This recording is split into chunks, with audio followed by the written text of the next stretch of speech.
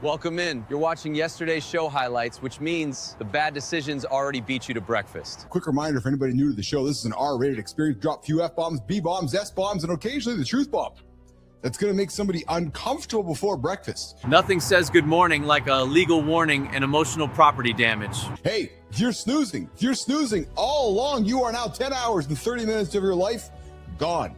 Not resting, not recovering, just negotiating with your alarm clock. So stop hitting the snooze button or stay mediocre. Your alarm clock didn't betray you. You negotiated with weakness in pajama pants. So Sully, I got the contacts delivered yesterday. True story. Got them to my house and put them in so got up this morning, got them ready for my eyes, but they labeled the wrong ones. So I put the left one on the right, and the right on the left. I'm like, I can't see still. I just can't see. Man installed his eyeballs backwards and still clocked in. That's leadership with side effects. I appreciate the belief, and I think now you guys can see some of the foundation coming to life. We've got the shows, we've got the network, and we've got the studio. We're launching live characters. We really skipped small business and went straight to building coworkers that don't need lunch. AI characters that live. Cool. Now even fictional coworkers can outwork your real department. As you guys know, I am bullish on IP. I am bullish on building character experiences, and you will see it right there on the studio page, universe.mitl.studio, where you can bring your AI character to life. Once you experience superpower abilities, using some of these tools, you quickly recognize how slow everybody else is going. AI is the first thing making lazy people look unemployed in real time. That app that I just talked to you guys about, universe.mitl.studio, that would have took me probably 2 to 3 weeks to build in the past. True story, if not longer, actually. It's sophisticated, it's deep, and so forth. I built it in 3 hours last night. 3 hours published, secure. That used to be 3 weeks, 4 calls, 9 tabs, and one guy saying, just circling back. It's out and live and ready to rock and roll. Because once you put the exoskeleton on, and once you can walk up the mountain in 3 seconds instead of 3 minutes or 3 hours, you're like, okay, all right, all you guys walking up in the you guys are all raw. You guys are just too slow. And that's just today's business. The scary part is, he's right. Average speed now looks like a buffering wheel. Imagine rebuilding like ESPN or CNN or building something just like in the box. And then all of a sudden it's just there. You're like, hey, where did all those humans come from? But dude, I love that stupid car because I was a little man. And we talked to muscle cars. Like I don't like me in the big truck or me in the big cars. That doesn't work, dude. I'm a little dude. Like I'm just a little guy, so I need the little shit. Like me in a go-kart, perfect. Finally, a man sized his ego correctly. Half the internet is driving emotional support trucks. Fully engineered this thing, and it fucking worked like a charm. The phrase "work like a charm" has started more disasters than tequila and overconfidence combined. It was so fast, it was unbelievable. I'll never forget this. And I was going backwards, and I started to step on it. Well, fuck, we flipped over, went on the side. Dude, the fucking golf cart, doom, doom, doom, doom, doom, down the hill. My buddy was in it. Dude, he was hurt, and I felt so horrible. And like, he wasn't bad hurt, but he was hurt. I was like, holy fuck, man, that could have been super tragic. Every guy says we were just messing around right before the story gets medical paperwork. I've launched universe.mitl.studio, where our AI characters come to life. So folks actually can hire us, work with us, and bring our characters to life. This went from content to hiring imaginary employees with better attendance than real people. It's funny you say that, because Playboy's fucking God, they got a wardrobe as deep as it comes. Fucking Sophia's washing her fucking drawers every night, getting ready for tomorrow. Ozempic. This is our favorite one. Johnny, not only are people gaining weight after they get off it, but Ozempic might be eating your bones. Getting skinny and fragile at the same time is a brutal buy one, get one. First off, if you fucking lose enough weight that you fuck up your bone density, you don't feel good. You feel like fucking walking death. First off, you're losing bone density because you're not fucking eating, because you're malnourished. It's trash. It was so early in this development, it shouldn't have been fucking released to the public. Nothing builds trust like finding out the public was the beta group. So all of a sudden now they think, oh my God, I'm not eating, I'm winning. Anderson followed 46,000 adults with type 2 diabetes and found GLP-1 users had an 11% higher risk of fragility fractures. Nothing says progress like losing weight and gaining the structural integrity of dry toast. So there's no question that there's something happening with our bodies and bones with the GLP-1. There's something that happens with our bodies and bones when you don't fucking eat. See, those Olympic users think, oh my God, I can finally not eat. This is amazing. Then they flip out and they eat something terrible, which doesn't bring any nutrients, and this problem continues to repeat itself. Fucking brain had gone fucking short circuit because as far as his body knew, it was slowly being starved to death. His brain would tell him, if you go up those steps, you'll have a heart attack. If you cross that street, a bus will magically appear and run you over. Anxiety is your brain opening 14 worst-case tabs before breakfast. Are you going to stop selling something that people are buying? Of course, 1/7 of what they're paying. Dude. A peptide is a signaling molecule. The minute science sounds fancy, somebody online starts treating checkout like a medical degree. Yes. Which means it's going in and it's saying, hey, pituitary gland, remember the great job you did when we were 20 years younger? Let's do it like that again. Well, dude, why do you think the big pharma is up in arms about fucking trying to keep this shit away from people? Because they understand what the future holds. Consistency is our competitive edge. Because most people aren't consistent.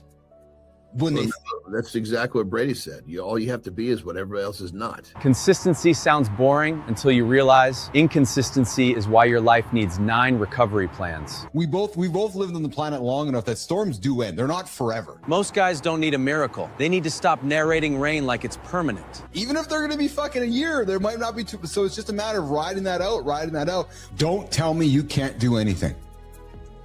Like, honest to God, Anderson, like, that stuff's inspiring to me because, again, there's just no excuses. And now he's in the Paris Paralympics about to do a world record high jump, I think it was.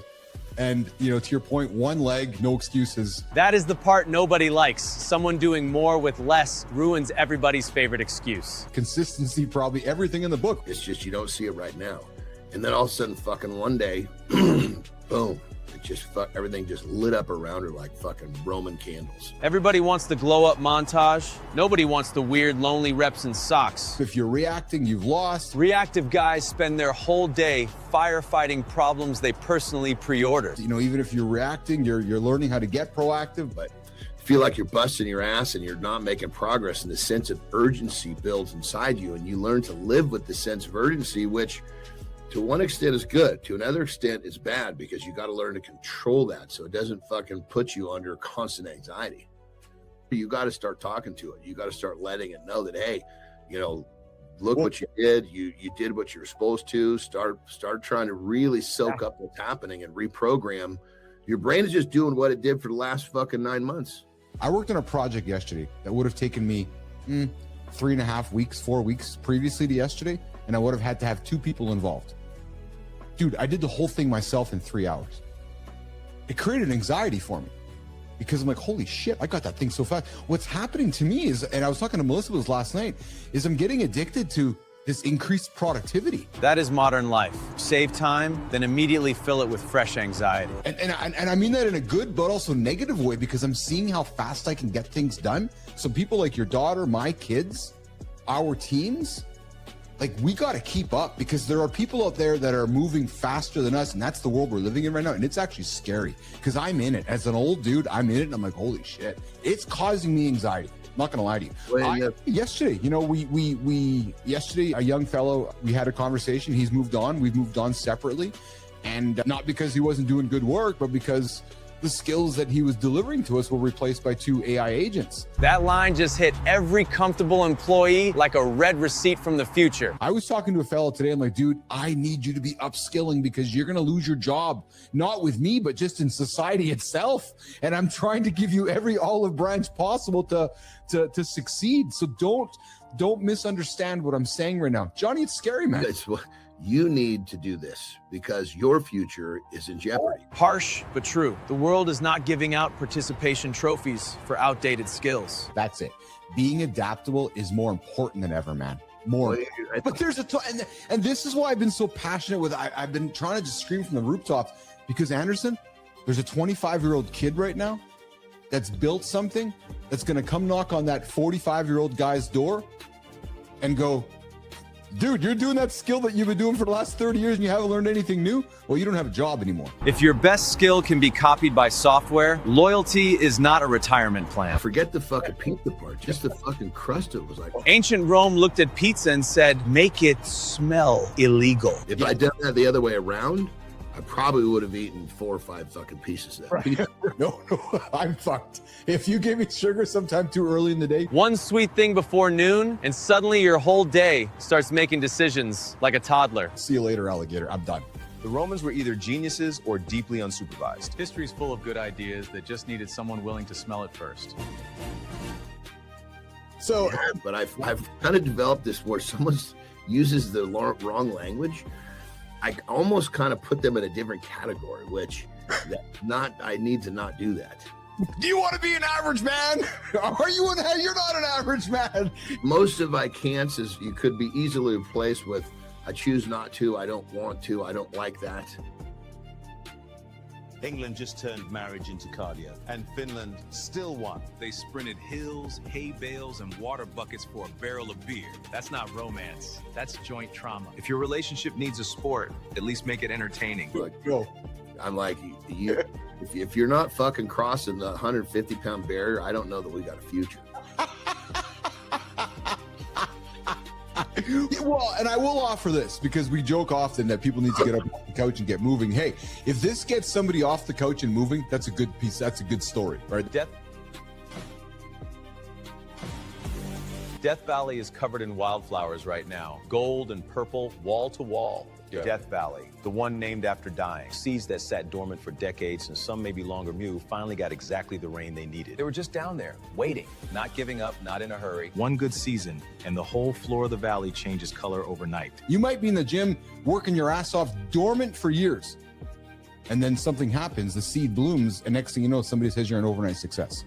It's the exact same thing. Oh, you planted the seed last night? Fuck no. These dormant seeds have been sitting here for years and years and years. Mother Nature just decided to water them. A lot of guys quit in the quiet season, then call somebody else lucky. And now here's what we got. That's really what happened. Good morning, everybody. You're hanging out with Keith and John this morning on Mornings in the Lab. Our third year. We're getting after our third year starting today. Year 3 is where the joke gets expensive and the vision starts looking annoyingly real. We started this show back on March 11, 2024. Because the mindset and how you think, how you view things, this is what allows you to get where you want to go. If you want to be great at something, all you got to do is be what other people are not. And the first thing out of his mouth was consistency. So if you want more, you just got to do more. That's the tip. But here's the thing. You don't even have to do much more. You just have to fucking do it every day. Everybody wants the results. Tuesday is where the fraud check happens. It's the everyday thing that fucks people up. So if you want more, you must become more. And you become more by doing the shit every goddamn day. And we are your free accountability partner. Free accountability scares people because now the only thing between you and progress is you. We cost nothing. We cost nothing, you guys. All you got to do is check in, build a streak, and we will help you get your big, audacious goals through the proof roll. You say you're a good man, but your partner's quiet, and your kid avoids your eyes. It's not providing, it's integrity. Your word and your behavior have to match. Here's the thing. It's this kind of integrity that matters because people can feel the difference between a man who performs values and a man who lives them. People can smell fake virtue faster than expired milk and curated captions. Let's go down to the like the basis of this, not what you see on the outside, what's actually happening on the inside. Those males were like bulls. That makes sense? So point of being is that you take the testosterone away, you've got a fucking real dormant, fucking lackadaisical, borderline, I guess you could say lazy creature. But if just from the one standpoint, you could just argue the one thing. The substantial lower testosterone makes a different creature. Like not say all bulls will try to kill you, but they're not the docile cow that we're used to walking up and scratching his back and that kind of shit. You know, now there are plenty of bulls that are like that, but generally speaking, just by the higher testosterone, it's a fucking substantially different creature.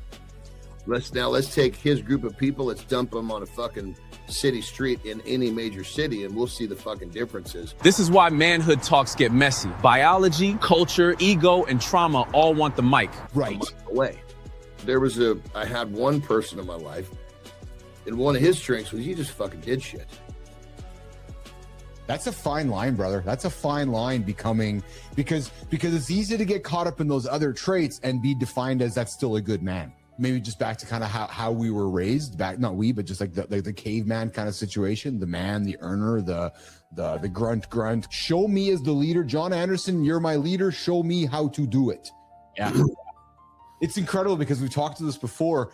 You know, we're so focused on sending our kids to school to learn all the things in school that they need to learn, but we don't teach our kids the important things: how to pick a partner, how to be a good man, how to be a good woman. We teach trigonometry, then act shocked when nobody knows how to pick a decent partner. We teach our kids to make good selections in our mates by what we'll accept, yes, what we won't accept. You think about this one dude's decision has impacted the entire world since then. So I always find these things kind of intriguing because I think one person, just one person makes a decision that impacts the entire world. Ray Tomlinson basically hijacked it for email in 1971. Crazy that one tiny symbol became the logo for work stress. But before that, the @ symbol was just a little accountant's shorthand. Back in the day, like medieval times onward, it stood for at, or at the rate of, mostly on ledgers. Think 3 apples at 2 pence each. Super boring, right? Merchants scribbled it to mean per or each. Kinda like how we still say 2 for $10, but fancier. No one dreamed it'd end up in every inbox. So guys, we are launching something brand new here on the channel here.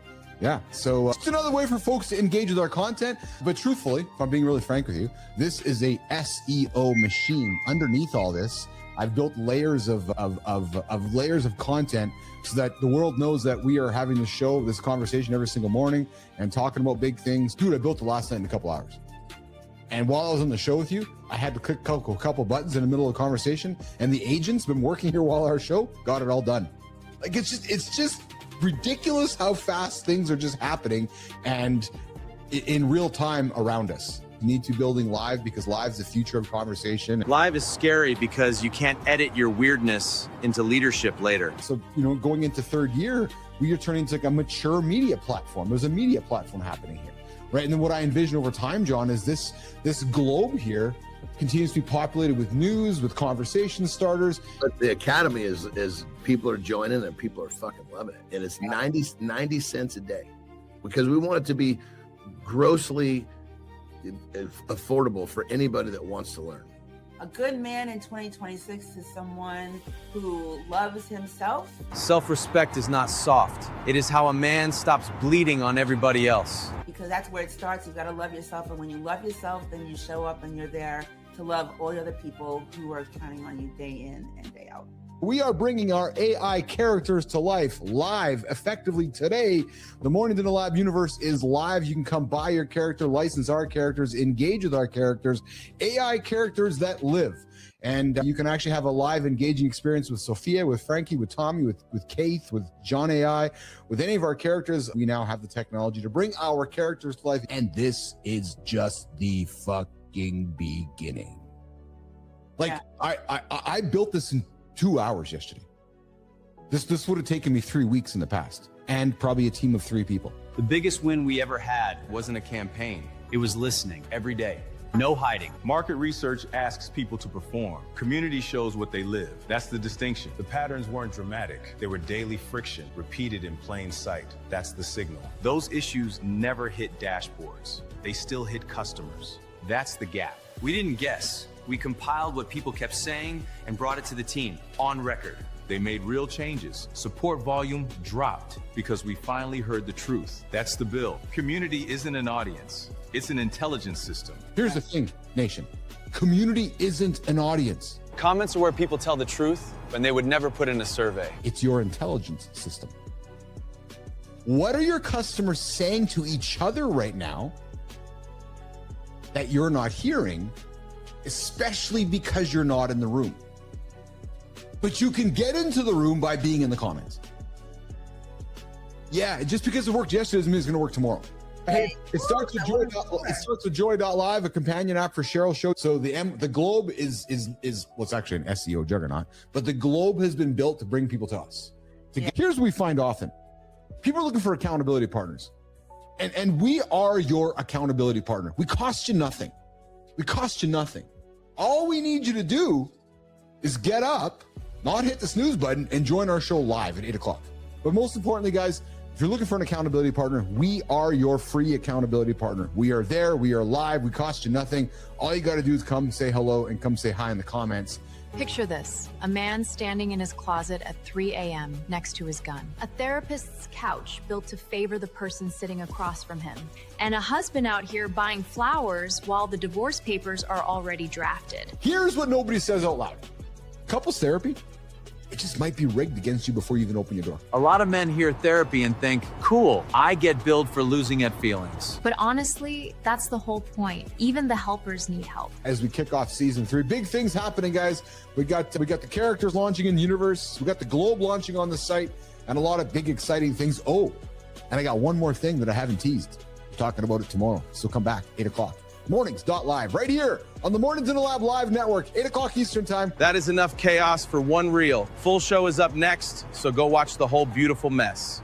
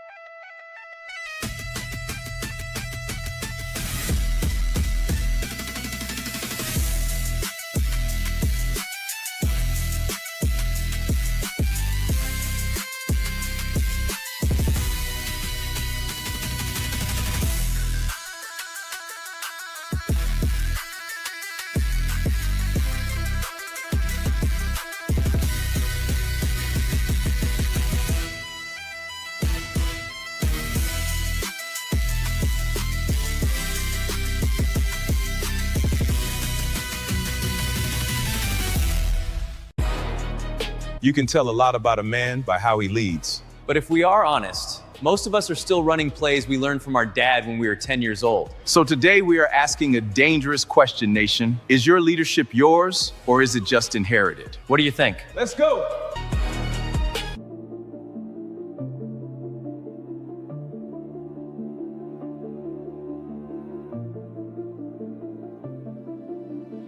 Good morning and welcome back to Mornings in the Lab with Keith, John, and friends. Your live morning show for real talk, motivating content, and entertaining conversation designed to help you start your day with some momentum. It's like a movie, but it's our movie. We're the director. We're the fucking writers. Yeah, true story. Can you become something they notice when you're missing? Because that, my friends, is a much, much harder game to build.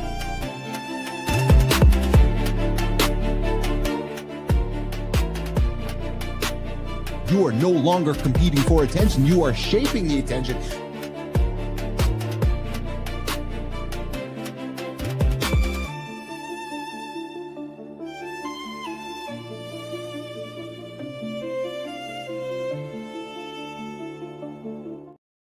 Think about it. Just think about it. The way you handle pressure is the way you talk to your kids, the way you show up at work, but somewhere in there, your dad, your dad, your old man, your dad left that footprints and fingerprints and the hook, yes, and your footprints all over your back. Yeah, hey, listen, somewhere in there, your dad left some fingerprints all over it. Yeah, and today we're going to unpack what to keep, what to question, and what kind of leader you actually want to be. But first, I got the M&M shirt on today. Welcome back to Mornings in the Lab with Keith, John, and friends, your live morning show for real talk, entertaining content, and entertaining conversation to help you start your day with real momentum, clarity, and just enough caffeine fuel chaos to make life interesting. Yeah. Ooh, baby. I got some 4 hours of sleep last night, but I feel like I'm going on 20. Sleep score said you sucked, but I am rocking and rolling. I was talking to Neiman. I got productivity addiction right now. Just fucking knocking off checklist. Hey, oops, sorry. Standard reminder, this is an R-rated show. If you missed the opener, I'm sorry, I just offended your kids. Yeah, sometimes I swear. Sometimes he swears. Sometimes we all swear. Sometimes we drop the F-bombs, B-bombs, and occasionally some truth bombs that make people clutch their pearls. Yeah. Oh, baby, before their first sip of coffee. So if you're sitting here next to someone who gets easily offended and does not want to hear me ramble through my monologue, ask them to leave the room. Yeah, just ask him to say, who's this dude just talking like he thinks he knows everything? Oh, that's me. I'm the handsome chief. My name is Keith Billis. And if there are parents around, hey, kids, if your parents are around, kids, if your parents are around, kick the kids out. Neiman, Jimmy, I just made a decision. Kai, I just made a decision. Yep, here's the decision. We now are changing the monologue to ask the parents to leave the room so we can go after the kids. Yeah, we want the kids. True story. So all you kids out there, put the headphones on the kids because we're going to offend your parents. And children, we are going to teach you something every single day, live right here, 8 o'clock Eastern time, Mornings in the Lab live network, mornings.live on the Mornings in the Lab network, MITL. So go check us out, mornings.live. And if you were there, you can check in. Yes, you can check into the show. And how do you do that? Well, you go and show your proof. You go click, check into the show and show your proof. What's your proof? That you're awake, that you're up, you're getting after it. And hey, while you're there, why don't you go look in your own mirror? Oh, what's he saying? Jimmy, surprise. Look in your own mirror.com. I dare you right now. Look in your own mirror.com. Just go look at it. I dare you to go look in it. Go look in your own mirror.com, Jimmy. I would challenge you and I would dare you to go there right now and you will not believe what you're going to see. Look in your own mirror.com. Hey guys, we got a poll. Yeah, we also got a poll. Poll in front of me here right now. But I do have the snoozer stuff. If you're snoozing, you are 10 hours and 36 minutes behind the guy who doesn't. Yeah, so I would invite you to get your ass out of bed and not hit the snooze button this morning. Hey guys, hour one, we got some trending topics. Yeah, 74-year-old man who faked his own funeral to see who'd show up. Yeah, there you go. And that sex span is the new health metric, and older adults are winning. That's a true story as well. And Trump's baby face. Hey, so apparently Trump's got a 12-year-old Secret Service agent. I just read the headlines. That's all that I do. I just read the headlines, and that's what I. Hey, Rob Schwartz is here. This guy coached 32 Olympic medalists. Yeah, Rob Schwartz, 32 Olympic medals, 2 UFC champions, and he's going to talk about what separates good from great. And he's going to sit down with Sophia Grant, myself, and John Anderson. This is the guy who turned down a $50,000 job from college to take a $6,000 assistant position. And that decision eventually put him at the U.S. Olympic Training Center, helping build some of the most elite performers on the planet. Guys, we are talking about sacrifice, discipline, and a bunch of craziness. That conversation going to come up with our friend Rob Shorts coming up at the bottom of the hour. Yeah, lookinmymirror.com. Sorry, Jimmy, I had the wrong one. Lookinmymirror.com. Throw it up on the screen, please. Lookinmymirror.com, because guys, what we need to do is we need to look in the mirror and just start our day. Because if we're going to look at somebody else, we got to look in our own mirror first. So lookinmymirror.com will send you to a brand new play. The Lab Network, the morning show, and this great stuff. So lookinmymirror.com. That'll get you there. Oh, there it is. Yes. Check it out. Go look. And my team's like, what the hell's going on here? Yeah, we're in the mirror business now. So guys, true story. Lookinmymirror.com, because every single day we need to go look in our mirror. So you can go get some mirrors, some cheap shit, expensive stuff. But listen, your ability to go get your day started to hit some big audacious goals starts by looking in your own mirror. Go there, lookinmymirror.com. All right, guys, deep dive. The reason you lead, probably because you're a dad. When you realize it or not, the leadership style probably didn't start at the boardroom. It probably started at the dinner table. Yeah, those my grunts. Yeah. Yeah. Thanks, Dad. Love you for that one. Today, we're going to unpack how your father's habits, values, and blind spots shape the way you lead. And of course, on the Morning Focus, live is the premium layer of trust. I'm talking about, I got a world where AI can generate almost anything. Audiences start to trust less of what they see online. And after you guys see what I've been creating, you're not going to trust anything. Oh, baby. All you're going to do is trust the handsome chief and the big dog himself, John Anderson, who I see him in the distance pulling up here. He'll be here in a couple seconds here. But hey, Jimmy, I see him out there. Hey, Kai, I see Johnny out there. I know he's not here yet, but I can just see him in the distance here. He'll be showing up here in a quick second. So John Anderson's going to join us here as well. But guys, hey, listen, I think it's time to get the coffee and settle in, because the morning loop starts right now. Good morning now. Hey team, before we start, I want to address something John said yesterday. I'm in HR. It's called a uniform. There it is. Preston didn't even get to Nation, and Sophia already called the meeting to order. I respect it. One little question yesterday, and now we've got a live office update. Chief, please ask John what exactly he wants me wearing in the office. For us, it's a uniform. Frankie and Tommy, though, I'm not totally sure what they've got going on.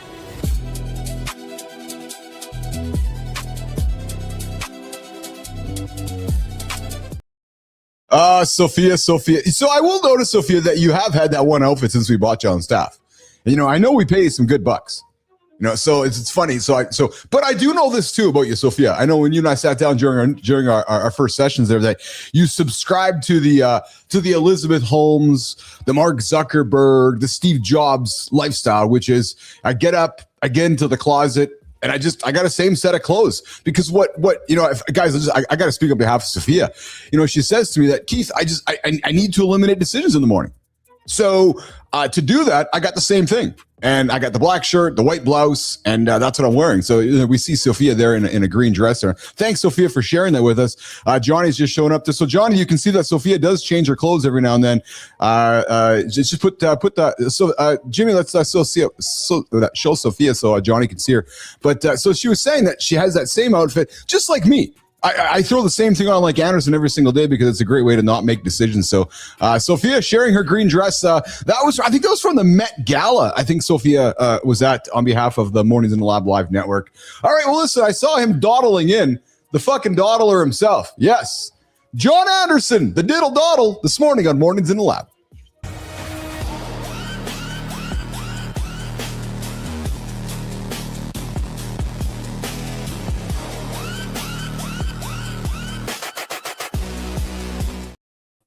Free, boy. I'll put that fucker in the garage. Yeah. Hell yeah. Hey, I like your point of view today. You got the new camera angle today, brother. Yeah, it's a little off, actually, just a skosh. I do like it, though. It's a little new point of view for you in season 3 here of the new look of John Anderson. Yeah, we're Ben wanted some new. He wanted, I think, so we're trying to see this white thing right there. We're trying to eliminate. It's your door, isn't it? Yes, that's literally the door casing. Yeah. Yeah. Door itself, like right here. Yes. That's the door. Okay. Yeah. It's dark, but the casing is white. Gotcha. Hey, Petra, what's shaking, brother? I think people should wear their favorite clothes. I agree with you. Yeah. So, we saw Sophia there in her green dress, but like I said, she wears the same thing because she doesn't want to make decisions in the morning. The same old uniform. There's actually value to that, eh? When you hear guys like Jobs and Zuckerberg and people that wear the same thing, I know that you and I lean in the same direction. There's no decision to be made. And I'm being very serious here. Just put clothes on. Well, I mean, there's a difference between those guys. They have 40 fucking black turtleneck shirts. And they're all $1,000 each. Possibly pull the wrong one out of the drawer. Yeah, yes. Then there's guys like us who have a fairly limited wardrobe. Yes. But I still get caught in that. Oh, for sure. Absolutely. Look, I want a different one today. Yeah. I've often said to myself that if I had unlimited funds, I think I'd have just enough money where I can just buy and wear fresh underwear every single day. Wear them, throw them in the garbage, wear a new pair. Dude, mine are like fucking $35 a piece. I know, dude. Yes. Like, what the fuck, dude? What? How did fucking drawers get to be $35? This is such a man. Packing tiny whitey Fruit of the Looms for like $3 or whatever.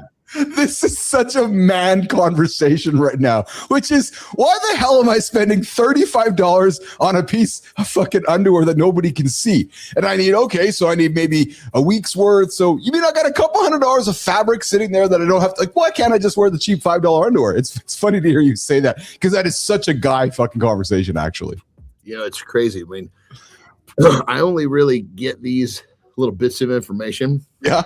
If like Terry or the kids throw something at me. Of course. Yeah. Because I just don't pay attention. Like, fuck, the other day, where were we? We were eating somewhere. Yeah. It was just this fucking in and out quick thing. We're on the road. And for whatever reason, Terry was in the bathroom, so I paid. Normally she just pays. It's, obviously we have the same credit card. Yes. And she fucking whips it out, but it's just kind of what she does. I fucking paid it. Look at the bill. What the fuck? How did I get $170 for a fucking quick lunch? Oh, yeah.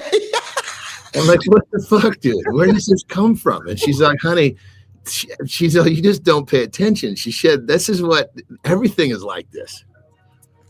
It's like, I must have this fucking time warp from like fucking 15 years ago when I paid attention. We are officially ancient, Anderson. Because I know, I went out. So whatever it was, Lauren came back from A&W a few months ago with the kids, Brooks and Carter, whatever it was. And she's like, Keith, $70 to go to A&W. What the hell is going on? It was a couple of burgers, a couple of whatever meals. And she goes, and I used the coupon for that too. I'm like, holy smokeronies, man.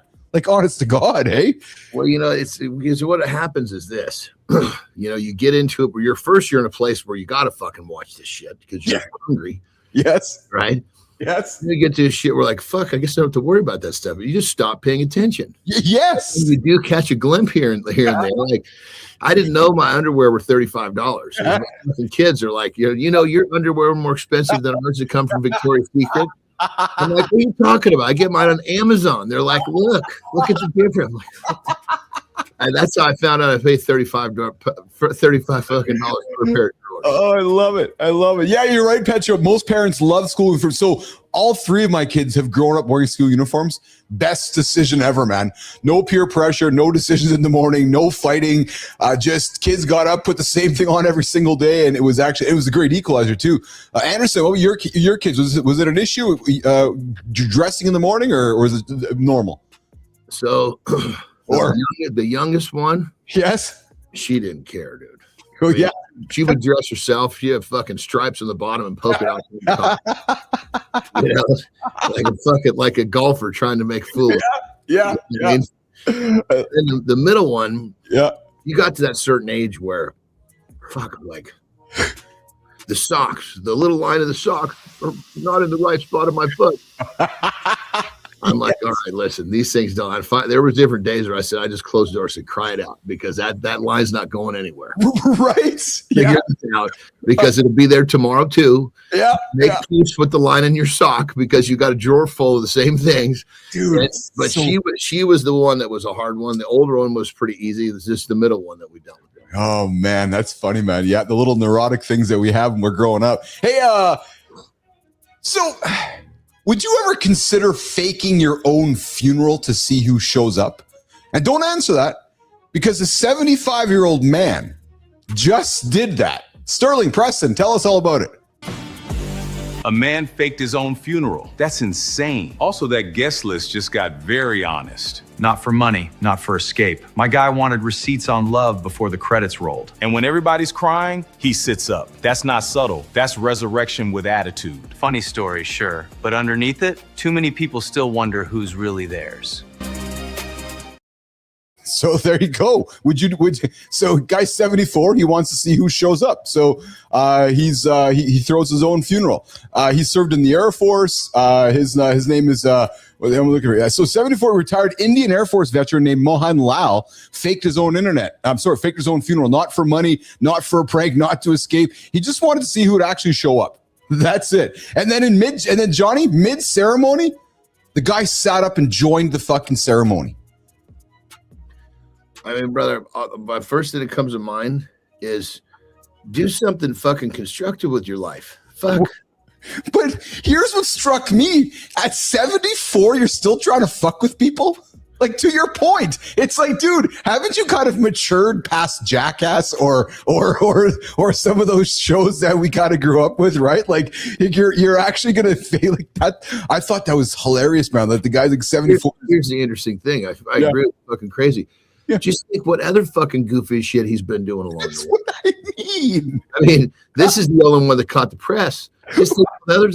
It's like, fuck, dude. But there's a lot more out there than fucking doing this shit. I mean, where does your brain go when you're fucking sitting by yourself? Oh my God, that's exactly. Well, I'll tell you where my brain goes every now and then, which is there's a new metric, Johnny. You're gonna love this one. We talk about it often on the show. I see Rob Schwartz is joining us in about 11 minutes there in the green room.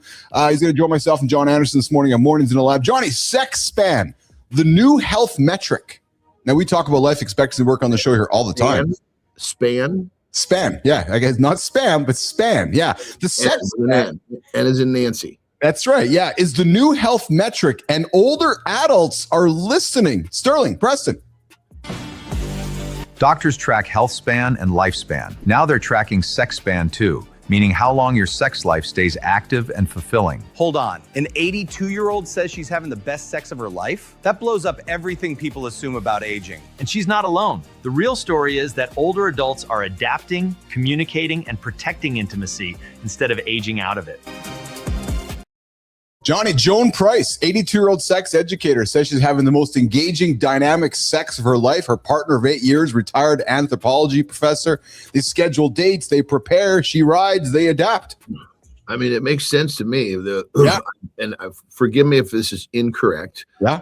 From what I believe, think that I understand. Yes. The way that a female's made is that she becomes more and more sexual or easier to arouse, something that this would be interesting to talk with our sexologist about. But it's like when especially females get older, they become more in touch with themselves, they understand what they like, they become more liberated to do whatever they need to do. I mean, Terry, I think back to the beginning, in 20 years our sex life is like quantum leaps better and different than 20 years ago.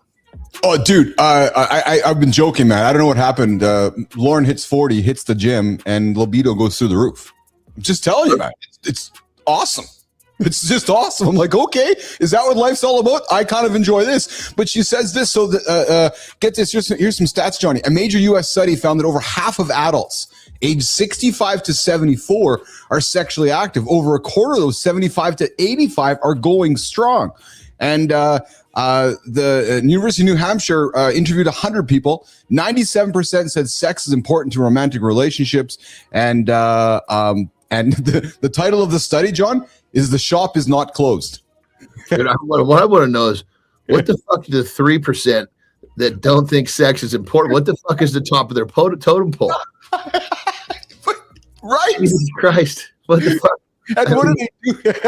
I mean, I guess it depends if you're breaking down the word sex or making love, whatever. I mean, but let's not be overly critical of the fucking conversation. What could be higher? Yes. Yeah. Well, totally. Well, and Neiman puts a comment here too. And it's funny because I can relate to this. I'll often joke with Lauren, like, fuck, I got to go, man. I got to go. Because she's like, I wonder, or I bet it has something to do with the biological awareness that we are running out of time to reproduce. Right. So as we get older, I know I'm not wasting time. Like, holy fuck, man, I'm getting older. I got to rock and roll. I got to go. So, but, I'm telling you, man, it's such a different, enjoyable experience as you get older.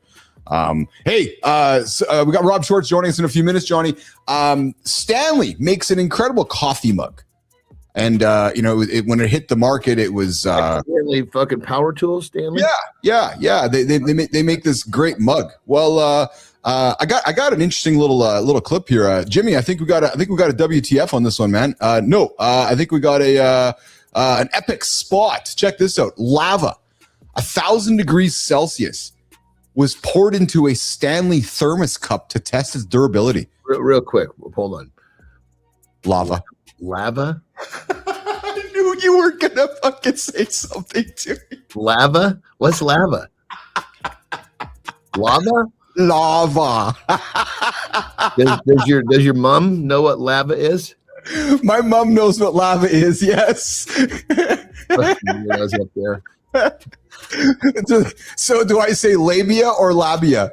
So is it the same thing? Lava, labia, labia. Good morning, Cheryl Whitaker. She's like, what the hell did I just stumble into? But check out that. So the question I had when I saw this, who's the dude picking up the hot molten lava to pour it into the Stanley mug? Look at the black turns into this fucking crazy interesting design as it gets hot. Actually, they should remarket that after, like, here's the one after it's taken the lava. Yes. Look, watch this. When the flame goes out, look at how fucking crazy and interesting it turns, like all little cracks appearing. That's awesome, man. That's so slick. I know. That looks like some crazy design. Like you'd have to pay more for that or something. Yes. Hey, so there was some news kind of on the internet the last couple of days where there is a Secret Service agent that was spotted protecting President Trump. And I think in our minds, we always kind of envision like the dude, like the black glasses, like the suit and just like this, like the stereotypical Secret Service agent. Well, this was a Secret Service agent spotted at the gas station protecting President Trump, which set everybody off because, well, Jimmy, let's throw it on the screen. She looked. A Secret Service agent went viral this week, not for stopping a threat Dow, because the internet thinks she looks 12. She passed every test that matters. Background, weapons, psych keepy, all of it. The internet gave her one she didn't sign up for. Keith would have been trending for the same reason. John would have been asked for ID at the door. Look, so what I found striking about this is that you just never know who's a secret agent. So, because it could be somebody working at a school, a high school. Like, just think about that for a second. Like, she looks like a young lady. Seriously. Yeah, I mean, you definitely got to read between the lines. You know what I mean? Like, if you were to, if she was going to a surprise party, you might think, fuck, she's 11 years old. Yes. But the fact you put her in her context, you think, okay, you can kind of see through. Oh, I see what you mean. Yes. You kind of tell that she might be in her 20s or who knows, maybe even early 30s, but just looks really young. Yeah. That's where that context, because context helps us understand so much. Yes. And without context here, you'd be fucked. Well, it's funny because, without context, you'd be absolutely fucked. But you think about that, and it was obvious. Like, I had a dull moment when I saw this. I'm like, well, right, you're going to want to have a suite or a collection of different kinds of Secret Service agents because you're going to try to infiltrate society everywhere. Right. So she has to. So if Trump is speaking at a high school somewhere and they need to go and check it out in advance, her wandering around the premises, nobody's really paying attention.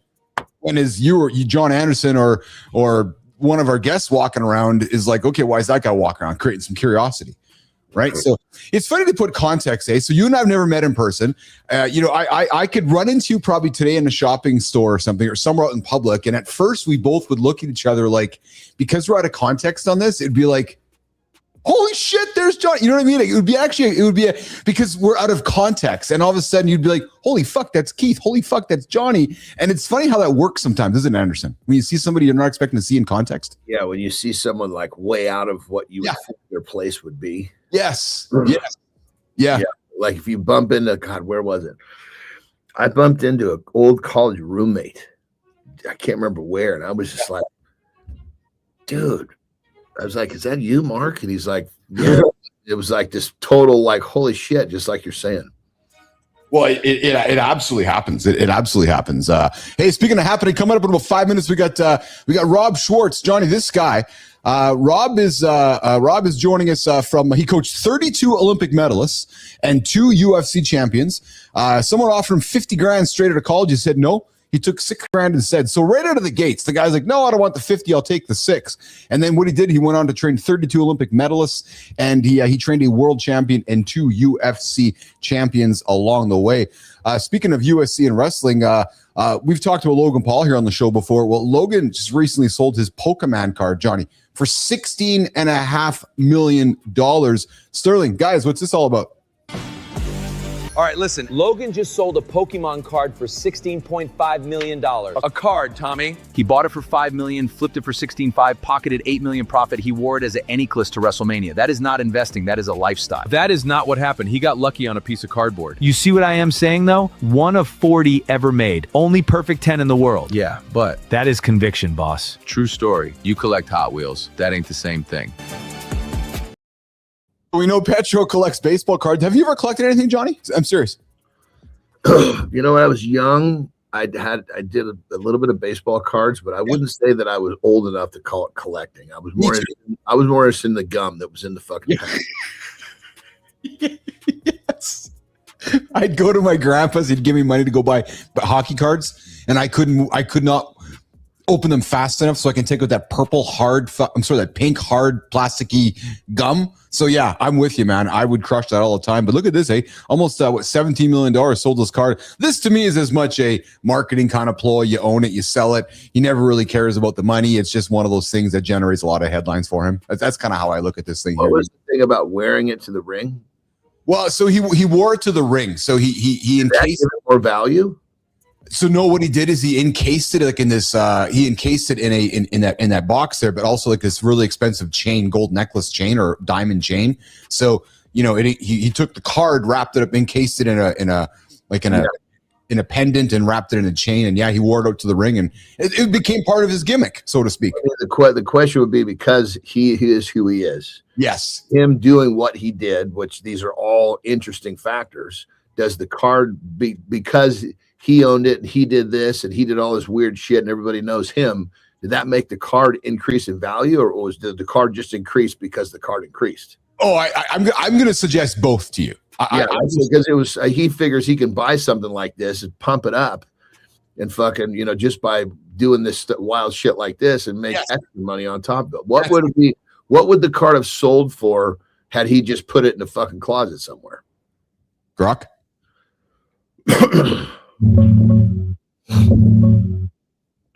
Hold up. Let me dig into this Logan Paul card flip real quick.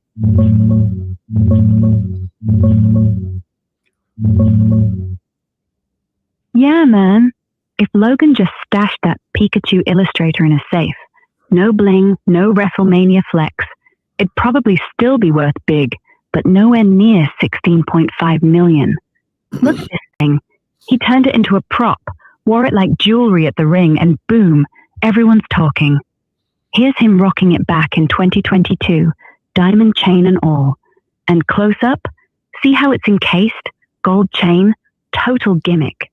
The card itself? Yeah, you can't. It's showing me pictures here. You can't see it. So she's saying about 8 to 9 million, Johnny. So you're right. By him pumping it up, it just generates extra value, right? It just shows how fucking brilliant the guy. Everybody can talk all the smack they want about this guy, but he fucking sees the angles. And whether he hired the people to help him see the angles or he sees them himself, he's still fucking executing on them.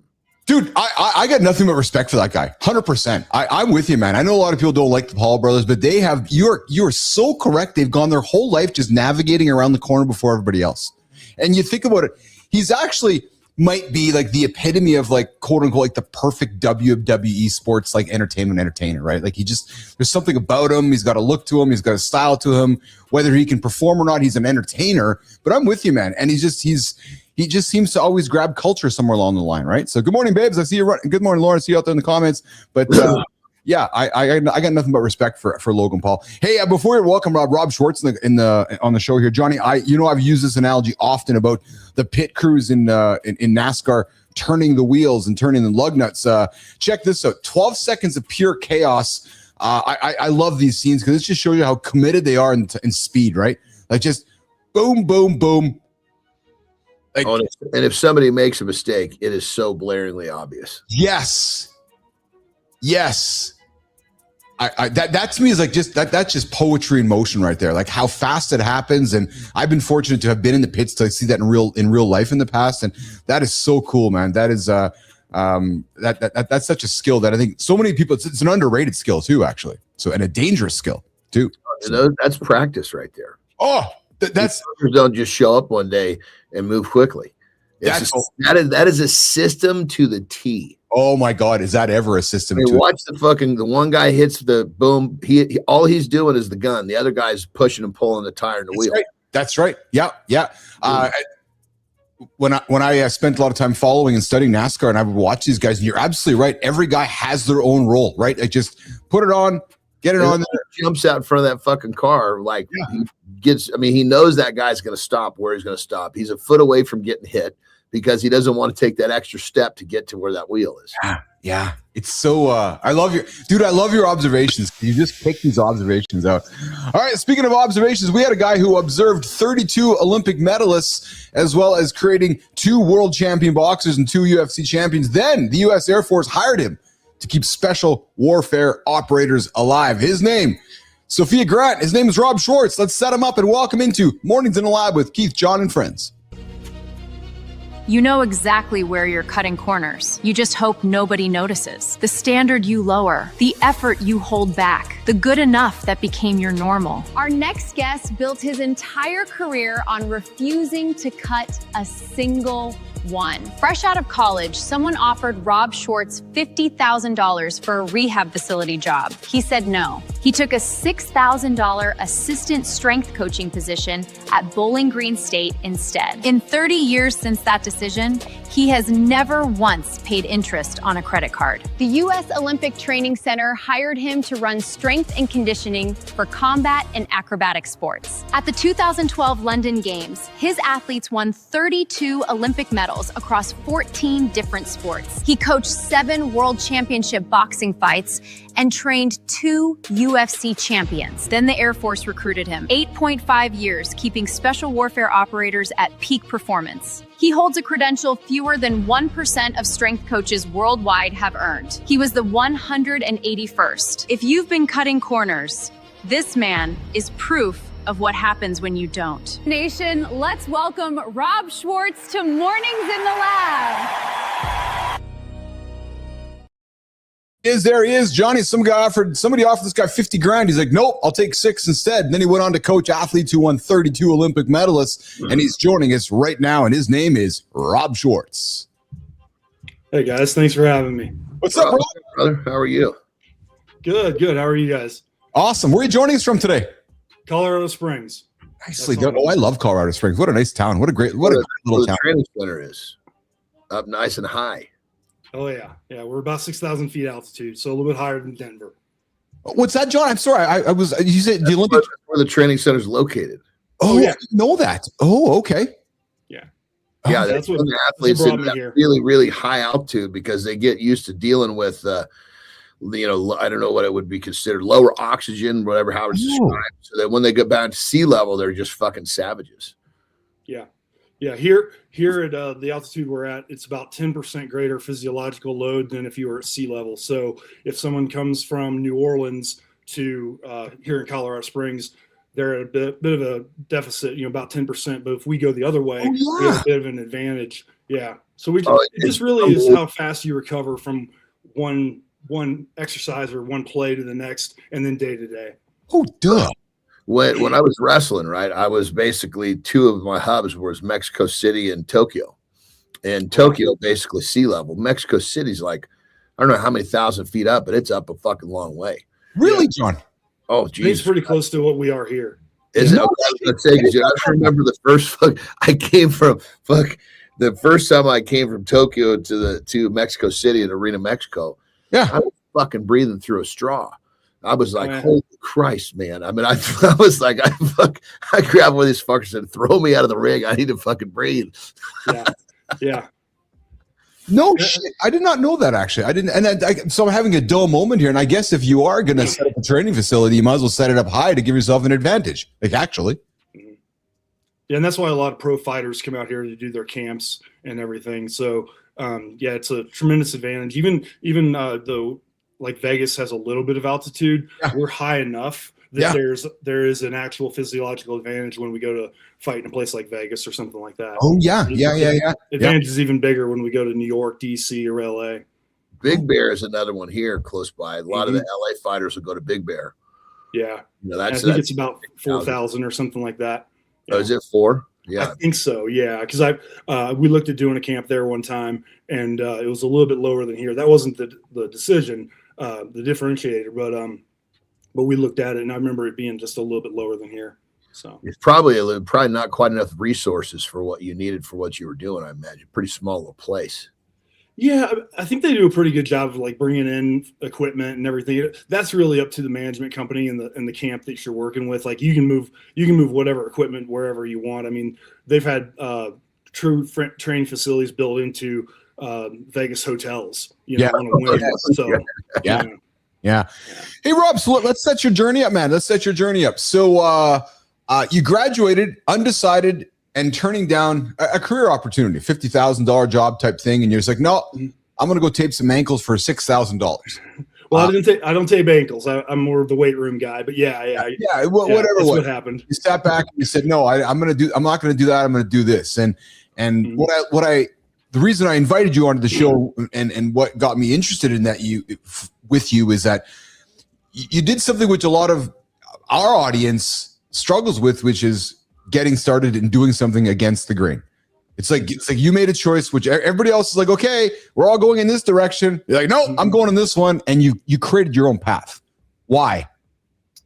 It's what I wanted to do. Number one, it had become like I'd done my internship down in Sarasota, Florida, working with Olympic weightlifters. And I really caught the bug of training with athletes, people who have a desire to compete at the elite level. Yeah. And when I got the offer for $50,000, it was for postnatal and cardiac rehab, and that's a great career. It's very important work, but it wasn't what like really drove me. It wasn't. There's no juice there, baby. There's no juice there. And I'd already done a internship in cardiac rehab, and like this one little old lady, she comes up to about my sternum every Tuesday and Thursday. She would come and hold me by the arm, and we would walk at like a snail's pace around this track. And that was my hour with her because I reminded her of her grandson. And I was happy to do that. But in my mind, I was like, I can't do this the rest of my life. Like, this internship's going to be a few months. But once I got the opportunity to train athletes at Bowling Green, which is my alma mater, kind of a crazy story. I went back for graduation.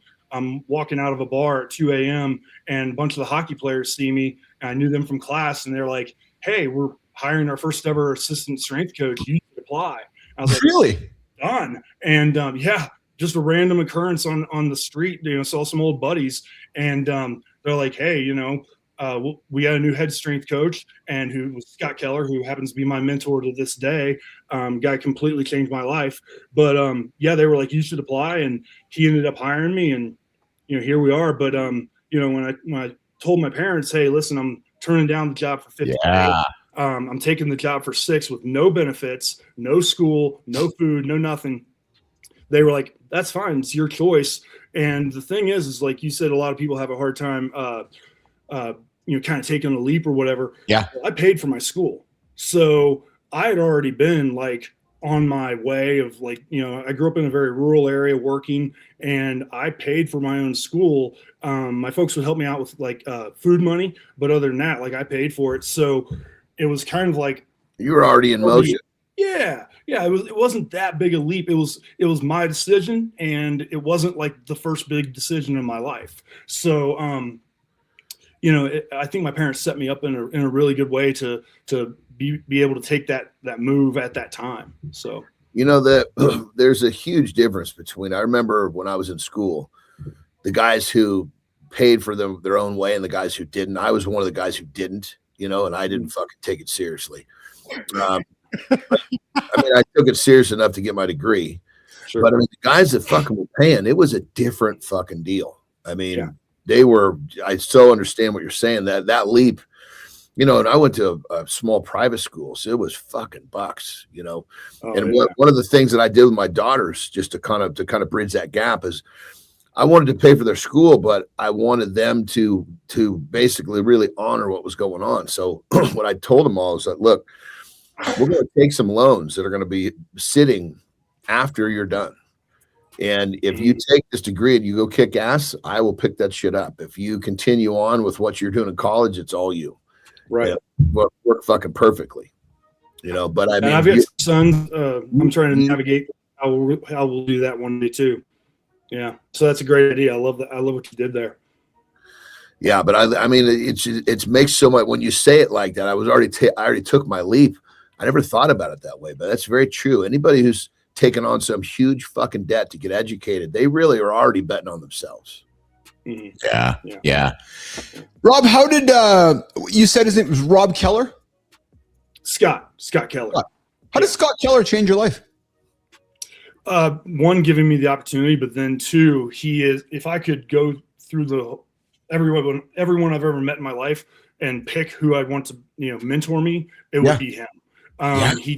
He has a integrity, a level of discipline and intensity about him. He played defensive line in the NFL for the Colts, the Packers, and the Vikings. And, he had some serious neck injuries that knocked out his career. So he got right into coaching because his passion was helping make sure that other athletes didn't go through what he had to go through. This is a guy that's had 22 surgeries in his life above this point. He's dealt with some shit, and but he's dedicated his life to making sure that others don't have to go through that. And he just, he got me my job at Bowling Green, and when he took the head position down at the University of Houston, he pulled me aside. Listen, in your first job here, you need to complete your first contract, which is 1-year deal. And he goes, then I'm going to bring you to Houston. I don't want you leaving your first job not completed though. And so then he brought me down to Houston, got me my master's paid for. So got a free master's out of that, got a little bit of a stipend on the side, not on the side, but like as my payment. And kind of away we went. And then a few years later, he was the executive director for a local a franchise, Velocity Sports Performance, and he brought me in to be one of the directors of one of the premier facilities where we did all our NFL combine training and working with Major League Baseball players and NBA guys, as well as like really good high school players who are going on, going on the Division I level. So yeah, he gave me just opportunity after opportunity, and hopefully I, hopefully I made it worthwhile for him. Do you see him? Yeah. We're hanging out with Rob Schwartz this morning, joining us from Colorado Springs. He coached 32 Olympic medalists, 2 UFC champions. We're talking about separating good from great. Are you still in touch with Scott today? Oh yeah. We try to talk at least once every couple of weeks. Good for you. Every once in a while it's tough to get each other on the phone, so we might go 6 weeks or more, but that feels like an eternity to both of us. So it's really become it's really become a strong relationship. And my parents credit him more than anybody for making sure I stayed on the right path, because John, I I still enjoyed college, quite a bit. After a year of coaching at Bowling Green and having gone there, I was like, I need to get the hell out of here. This is, I love the place, but I was like, I was still a little too close to the college scene. I was like, I need to go to Houston where it's funny. Grow up a little bit. That's funny. So, quick question, brother. Can I ask a question, Keith? You good? Yeah. So, one of the things I'm really glad that you said is you still make a really strong effort to talk to your mentor. And, so, we always heard the saying, you are going to ultimately be the sum of the 5 people that you spend the most time with.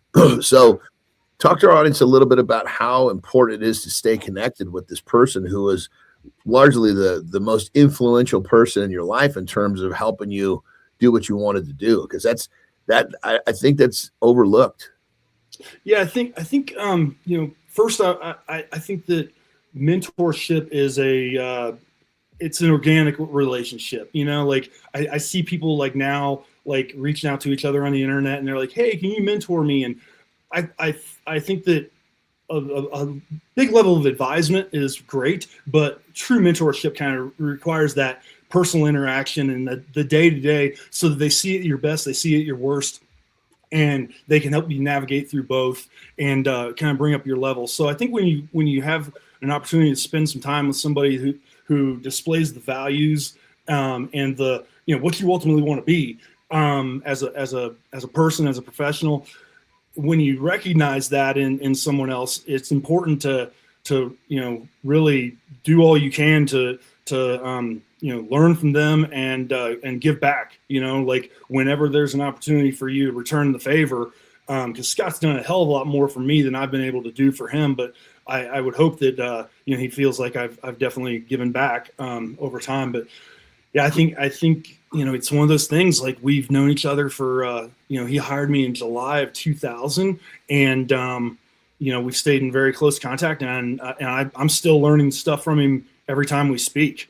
So it's definitely been a win-win, hopefully. So yeah, I think it's truly important. I love what you're saying, brother, because I've been on both sides of that coin. I've been on the side of where I was reaching out to someone who mentored me, and then I've been on the side of where someone that I mentored continues to reach out, and it's fulfilling coming from either direction. Oh, 100%. Yeah. I mean, even when I'm talking to someone that I mentored and I mean, it's amazing. We can learn from anyone, especially someone that you really, really put your all into. They're going to go off. They're going to take what you taught them, I'm sure, like you've done, and you're going to basically develop or take your version of what he taught you and bring that back and talk. He's going to learn from that too. It's right. I think these conversations are extraordinarily powerful, but yet overlooked.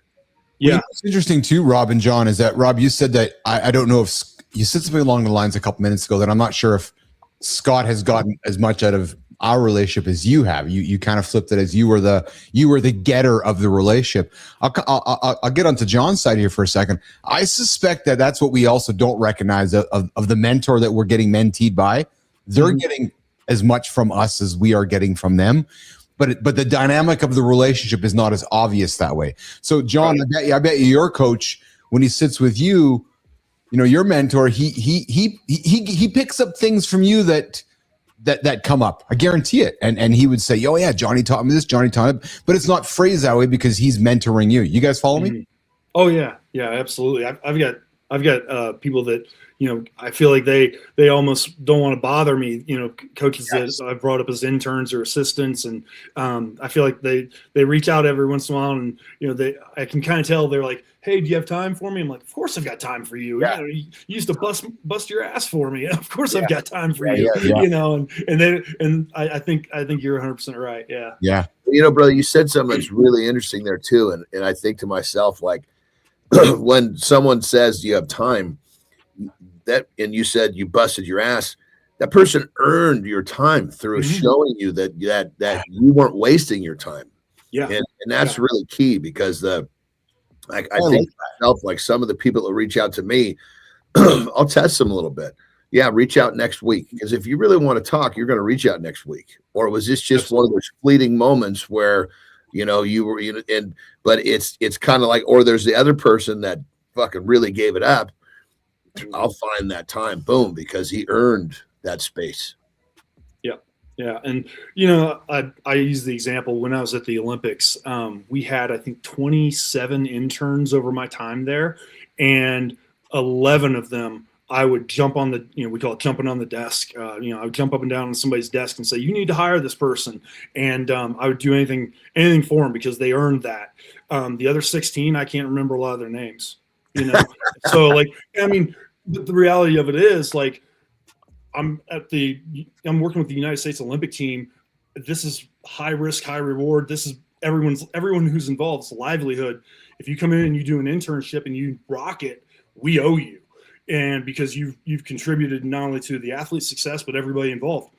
If you come in and you're just, kind of there for the cool experience, the door's over there, man, get out of my way. I don't have time. And, so to your point, like, people have to kind of earn it. And that's one of the things that, I learned in my internship under Rich Lansky was you need to earn people's time and knowledge to pour into you. So bust your ass and really do that for them. But so those who've earned it, yeah, they get unlimited access.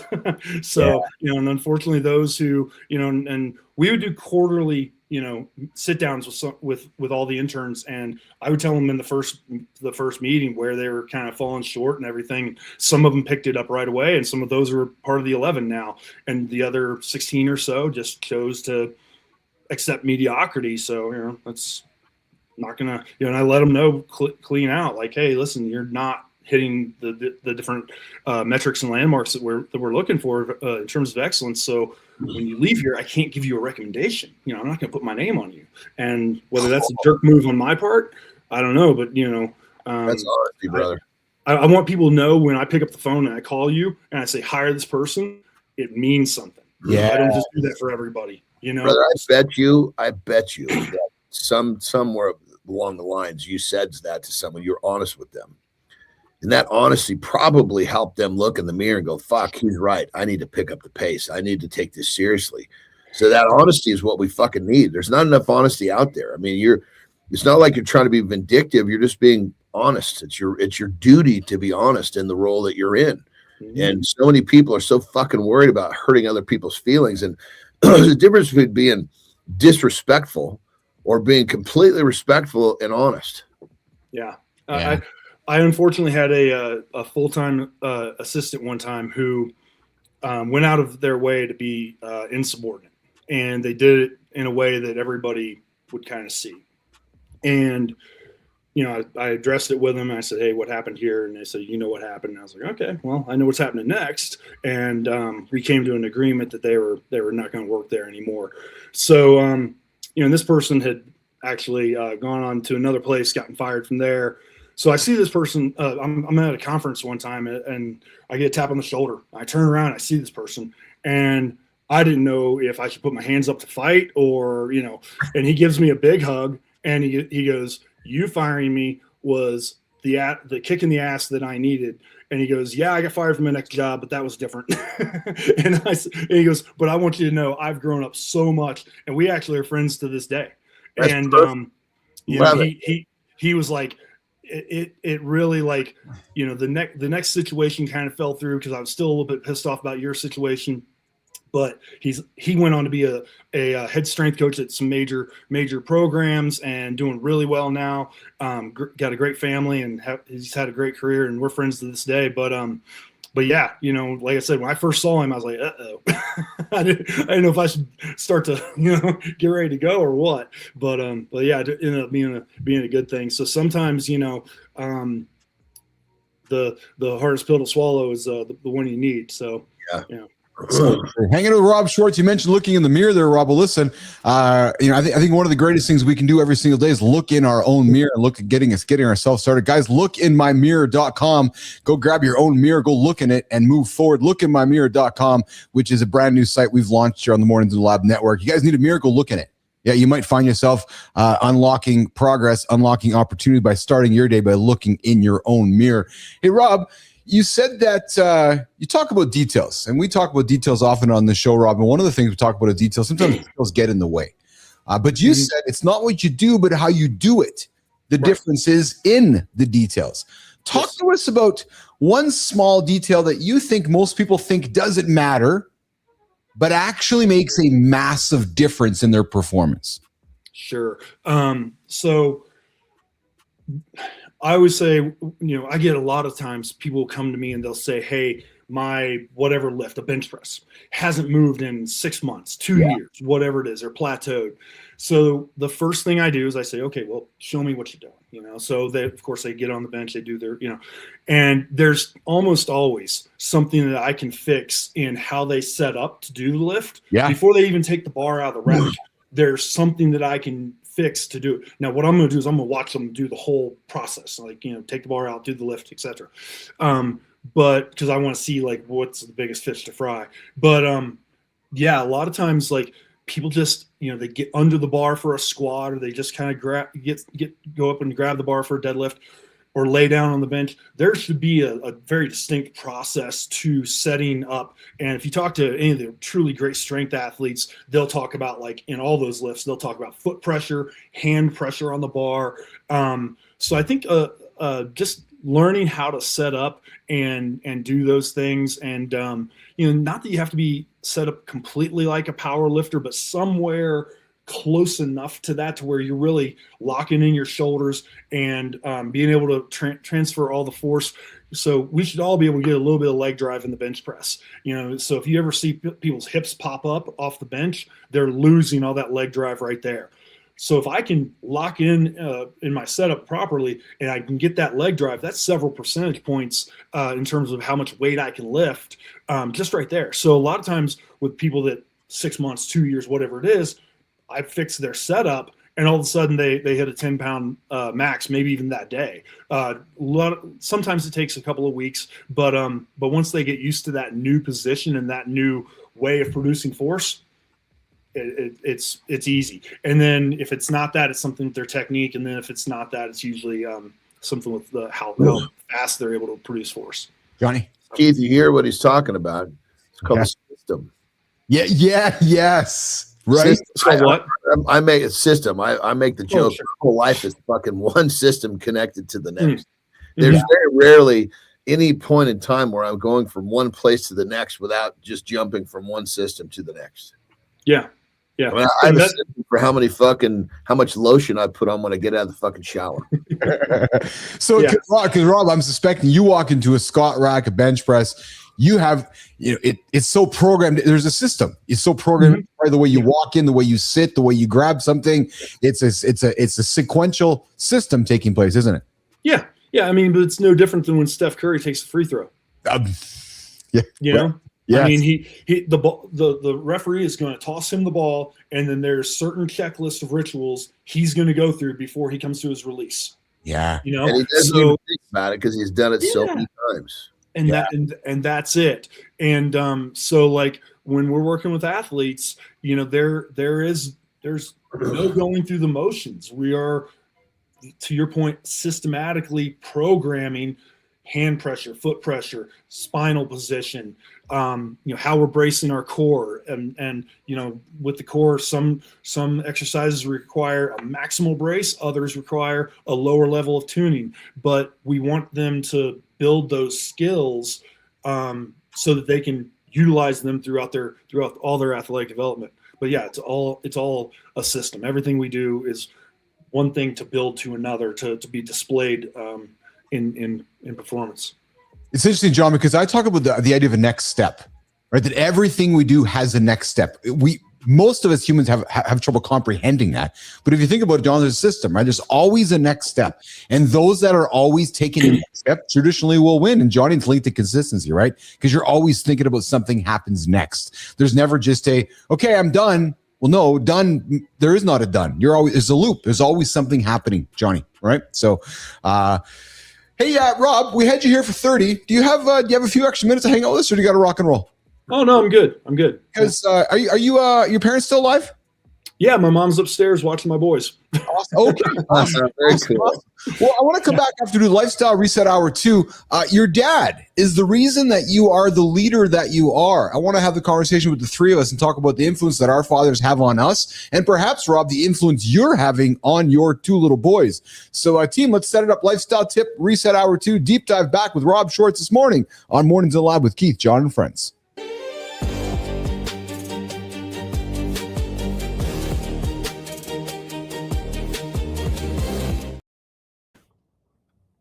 All right, lifestyle tip time. You see, here's the deal. Most of us are not honest with ourselves. And at different points in our lives, probably every one of us is guilty of it, and probably even guilty of it right now. But what I'm getting at is there's a few things. Let's just call it, there's one thing that you could identify. And if you were honest with yourself about that one thing, it would really move the needle forward in your life. You're here because you want something more, and I commend you for that. So what's the tip? Well, I'm trying to give you something that's going to kind of shake the foundation, if you will. So, and I've done this before to you, so forgive me. Don't know what that was. Forgive me. So go to your bathroom at nighttime, probably around the time that you start making poor food choices and fuck up your self-esteem and all that shit. Take off your shirt. Look at the tits. Look at the jelly hanging over your belt line. And ask yourself, what are you being honest with yourself about? Or what are you not being honest with yourself about? Forgive me. Because see, looking at yourself, you realize that you're letting yourself down with the way you should be taking care of yourself. It should crack the whole idea wide open that, hey, this concept probably exists in more than one place in my life. But all I'm asking you to do is identify one and take the bull by the horns and do a little something every day to change whatever it is that you've decided to be honest with yourself about. This tip is coming from, this guest that we have that's really spitting out some really cool pearls for us. And he was talking about how he was honest with basically one of his interns, and that it changed that intern's life. Well, if you can learn to do this for yourself, you can pretty much check yourself whenever you want to. You can pretty much have whatever you want to. But the bottom line is, you got to start small, got to start simple. So get in that bathroom, look at those tits, look at that belly, and ask yourself, which issue that I'm not being honest with myself about do I want to tackle first? Rock and roll.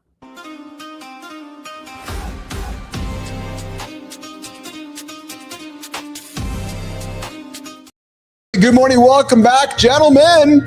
You're here with Keith and John on Mornings in the Lab with Keith, John, and friends, your live morning show.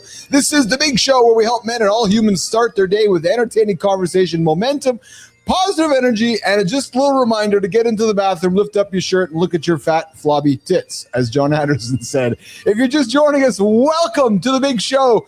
We get up and we get after it 8 o'clock live right here on mornings.live. Mornings.live on the Mornings in the Lab Live Network. Come hit like, come hit subscribe, and check into the show if you haven't checked in yet. Come check in, show your proof, and build your streak with us every single morning right here. And if you're new here, we got a poll, guys. We got guys up on the poll. How much did your father shape your leadership style? Completely?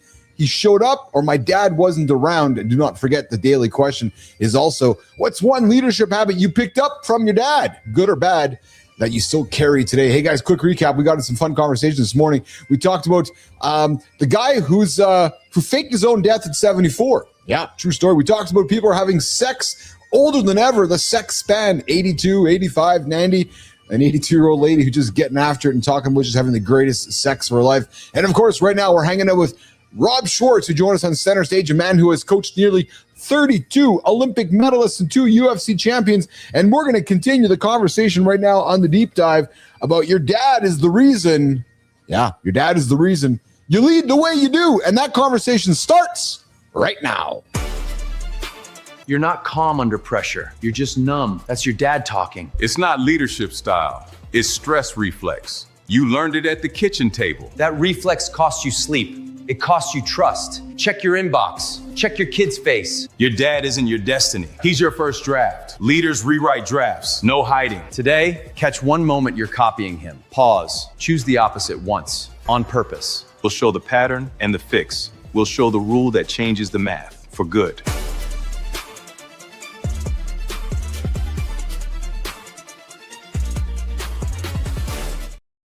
We're hanging out with Rob Schwartz this morning on Mornings Live with Keith, John, and friends. Hey, Rob, for a lot of men, leadership did not begin in the boardroom.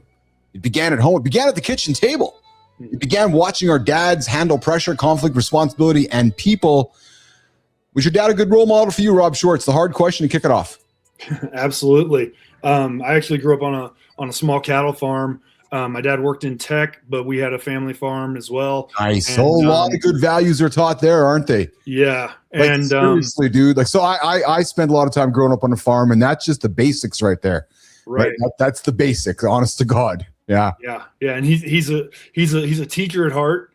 And so, that whole detail part that we talked about earlier, he taught me a lot of attention to detail and just, the discipline of doing a job well. And if you're not going to do it well, you're going to do it over. And yes, he had a way of making sure that when I did it over, it wasn't easier. I remember as a young kid him telling me, I can tell you're messing this up because you think you're going to get out of it. Well, that's not going to happen here.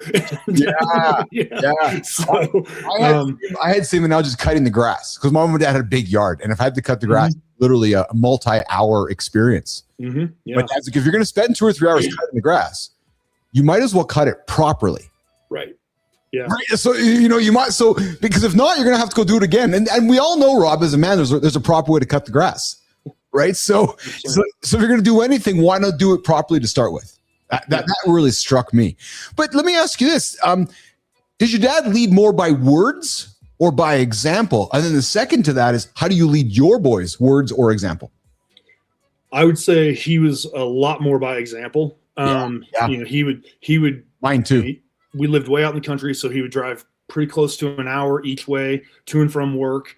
And then he would, kind of funny, to save money, he always had a car without AC. He would just use the vent. And we lived outside of Cincinnati, Ohio. So in the summers, it is humid. Yeah. And, he would work an 8-hour day, drive, an hour each way. So it's a 10-hour day. Then he'd come home and immediately put on his overalls and go out and work on the farm and, take care of, whether it was taking care of the animals or taking care of something in the garden or something. And our garden was massive. Like I never had a canned vegetable till I was in college. So he was always doing something working wise, and his weekends were, we were up early and, working, as early as I can remember going out and cleaning the cows' stalls and everything. And that was actually, I did cleaning the trough and everything with my dad. And that was actually how I made money as a kid. So some kids are given an allowance, mine was earned. So if I tried to run away and play with my friends on Saturday, it would affect my pay. I learned that very early. And then with my boys, I hope that I'm a little bit of an even balance. I talked to my one son's 1, so he just turned 1 in December. January. My other boy's 5. So with the 5-year-old, it's a little bit more interactive as far as the leadership goes. But I'm always trying to teach them to open doors for people and say please and thank you, and just the basics of being a gentleman. And then just, we compete every day and putting our shoes and socks on. That's a race we do. And when he looks over at me to see where I'm at, I correct him and say, pay attention to what you're doing, and I'll beat him. I don't give it to him. And so when he looks over at me and I beat him, I talk to him about you slowed down because you were worried about what I was doing. Focus on yourself and you'll win the race. And he's 5, right? Yeah. And I'm sure half the people listening are like, this guy's nuts. But if not now, when? You're teaching him a concept that he can learn really early that most people never fucking learn. Right. So when people say that shit, they're the ones that don't get it. Right. We have adults looking on social media to see how everyone else is living, and it's like, exactly. gives a fuck. You know, And just for the record, I just want to make sure there's nobody getting misled here. Sounds like I actually had a little time on a farm too, and it sounds very similar to yours. But Keith, on the other hand, his is called the funny farm. They did a lot of shit. Basics that he said, a lot of basics. He was learning different basics than we learned. Okay.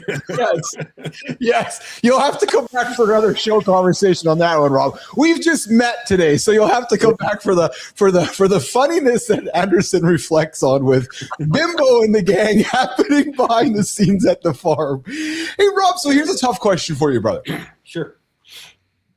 Is there a trait of your father's that you are working hard not to repeat in teaching your boys? Oh yeah. Yeah. I would say the nicest way of saying it is impulsivity. You know, so I think anyone who's ever known me at any point in my life, even now, would say that there's definitely times where you see then I can be quite impulsive. I also think it's led to a lot of well, you wouldn't have got the job. You wouldn't have got the job outside of the bar at 2:00 in the morning had you not impulsively said, "Oh, come apply for the job at the hockey team." Yeah, and you know, I mean, like a lot of times, I think in high stress situations, you know, we tend to label impulsivity as a bad thing, but being impulsive might mean taking action when action is needed. And if you let those moments pass and you don't take action, of course it has to be the right action. But if you just let those moments pass, you never get it back. So I think being a little bit impulsive, if properly channeled, can be a positive trait, very much. But yeah, I think you know, I see it in myself. I see it in my son, my oldest son. He is high energy. We literally have to I have to chase him around the house. It's a game that we play. But like, if I don't burn out a lot of energy before we get him over to preschool and daycare, oh boy, it's, you know, and then it's the same thing before I bring him home. I chase him around the playground, and, you know, we talk about working on angles of how to cut people off and everything. I can't turn off the coach. But anyway, I have to like work him a lot, because I was the same way, and so I understand that about him. But I think for my dad, that level of energy was maybe a little bit of a shock to him. So my grandmother always said he was born 30. So I think you know, that having that little kid energy was a little bit of a shock to him, but something I kind of see in my son. I'm like, yeah, I get where he's getting that. I give him that. Yeah. So. Hey, Johnny, I've never asked you this question before, because I always lean into. I've really admired your reflections with your stepfather, but I've never asked you about. Is there a trait of his that you have worked hard not to bring into your world? That's a good question. I would say if there was a chink in his armor. He didn't really know how to show.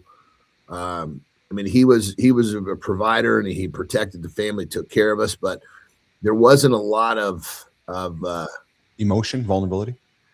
Yeah, I mean, I'm just trying to think of how to describe it. You know, because he communicated without words very well.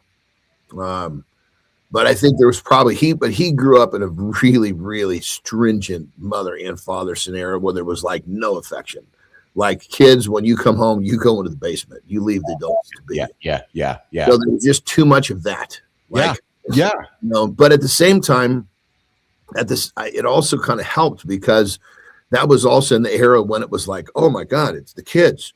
Stop what you're doing. It's the kids. No, the fucking kids need to fall down and fucking, you know, find their way home. Yeah. Helicopter parents were being developed right at the point where I was kind of being, it's the kids can eat in the other room when we have a big gathering. You know, that's the way he was raised. You don't put the kids at the big table. Yeah, I've never heard this side of it before. I feel I can relate to so many of those similarities, like so much. Like my dad's parents were divorced, so he lived in a hard life. But John, I can relate to much of those same things that your stepfather's sounds like.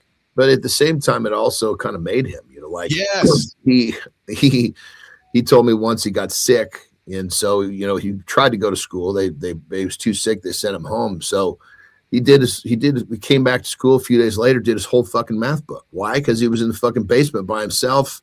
You know, they told him if you're sick, go down there and sleep, right? Yeah. Or wherever his room was. It wasn't like a dungeon, but it was like, it was very like ultra black and white. Plus, he was also raised in the deep South back when there was a lot of racism and all sorts of shit. So anyway, but I would say that probably would be it, because there was love. Yeah. Just communicated differently than what we're accustomed to. You know, there was probably, you know, like hugs were not a problem, but there wasn't a lot of I love yous. But yeah. So it's kind of he was a interesting individual, not the norm. That's why sometimes it's hard to describe. Yeah, that's fair. I appreciate that. Yeah, I would say that my dad is much of the reason that I'm the leader that I am. I would also be honest that, you know, my dad and I have struggled with some of our relationship growing up together, but today the leader that I am has a lot of my dad's traits, my mom and my dad's traits, but I can certainly, my dad, you know, again, like yours, John, maybe struggled to communicate with words. He'd communicate more with either movement or force or, you know, just looking at his face. But I'd say that much of my leadership style, my drive, when you said, Rob, my dad would come and put his overalls on and go to work. My dad's same thing. My dad worked shift work, come home, put his outdoor clothes on, and next he's out working. So John, you know, you talk about our kids observe what we do, not what we say. I'd say that's probably the reason that I'm the way that I am, because that's what my dad did. My dad just worked and provided. Right. Yeah. No, and I kind of, now that I think about it, I kind of had the flip side, because then my blood dad, who I didn't see very often, he was very verbally affectionate, but the actions didn't always connect. Oh, yeah. You know? So he was happy to express love but then at the same time buy me a fucking new video game so he could, you know, basically get rid of me. Yeah, exactly. Keith, John, and Rob this morning. Morning to the Lab with Keith, John, and friends. We're going to wrap up with Rob here in a quick second. Hey, Rob, you've been to Quebec City before? I've not, no. Yeah, so I've been there a couple times, and I don't know, maybe people in Quebec are a little different. So they're having some problems with having people cross the street, pedestrian crossing. So they decided to put these fucking ridiculous yellow bars pop up in front of people. I'm like, that's the dumbest thing I've ever seen in my life. Like, just driving and there we go. We're going to put up a yellow sign so that the pedestrians can get across safe. That's people's hard-earned tax dollars wasting at that. Ridiculous, actually. That's a first. That is a first. Yeah. I really don't know what to say. I'm trying to even think of something funny to say, and I'm having a hard time with that too. So you and me both. That's why I put it up there, because I was speechless when I saw it. I'm like, I don't even know how to address this. But I do know what to address. Rob, where can folks find you, engage with you, and connect with you? LinkedIn is probably the best. That's probably where I do my most actual, like, putting anything out that I actually think. I do have Instagram and YouTube, but those are really very basic videos that are for my athletes to reference. I mean, there's great training information on there, but the production value sucks. I did it with, you know, an intern and my iPhone, and sometimes those are the best. It's the content. Yeah. I mean, you know, it's like when you're fucking serving up a pearl, does it really need to be dressed properly? No. Right, and that's the thing. Like, I'm busy trying to win, so I don't have time to, like, do all the fancy, you know, graphics and all the other shit, and, you know, have the perfect lighting and all that. We literally, like, are in the facility or outside, and, you know, intern with an iPhone. It's, you know, that's how my shit's made. But I'm at Coach Rob Schwartz on Instagram and YouTube. LinkedIn, you can probably just find me by punching in Rob Schwartz, strength coach, or Air Force or something like that. All right, Rob Schwartz. Croy Sather says, across the street in Columbia. Croy was on the show earlier this week. Good morning, Croy. Thanks for joining us this morning, my friend. Try to cross the street in Columbia. It's the most dangerous thing you can do. I can only imagine that. And then Alex comes in and hangs out and says, hey, look at these tryhards. Yes, Alex, I see you're trying hard there with typing your comments out there for us. Welcome to the show. And, of course, Good Times always out there saying firm but fair. Hey, guys, did you know, Rob, before you quickly go, did you know that there's a hidden ladder to freedom? Yeah, check this out. There's a dresser in New York City that takes you somewhere that people are like, what? Jimmy, let's run it. Did you know researchers just uncovered a hidden passageway in an NYC dresser? that drops 2 stories? A 2-foot opening leads to a ladder. Experts believe this secret passage was intentionally built as part of the Underground Railroad, a route for escapees. This discovery is crucial. It adds physical evidence to NYC's role in the anti-slavery movement. Despite ending slavery in 1827, New York's laws didn't stop fugitive slaves from being hunted down. some online skeptics suggest this is just a shoot, but expert architects confirm it was intentional as built. Experts back it up. This was a place built for secret refuge. The more we uncover about NYC's role in the Underground Railroad, the more we realize how hidden the true history was. That's your today's Did You Know? Back to Keith and John.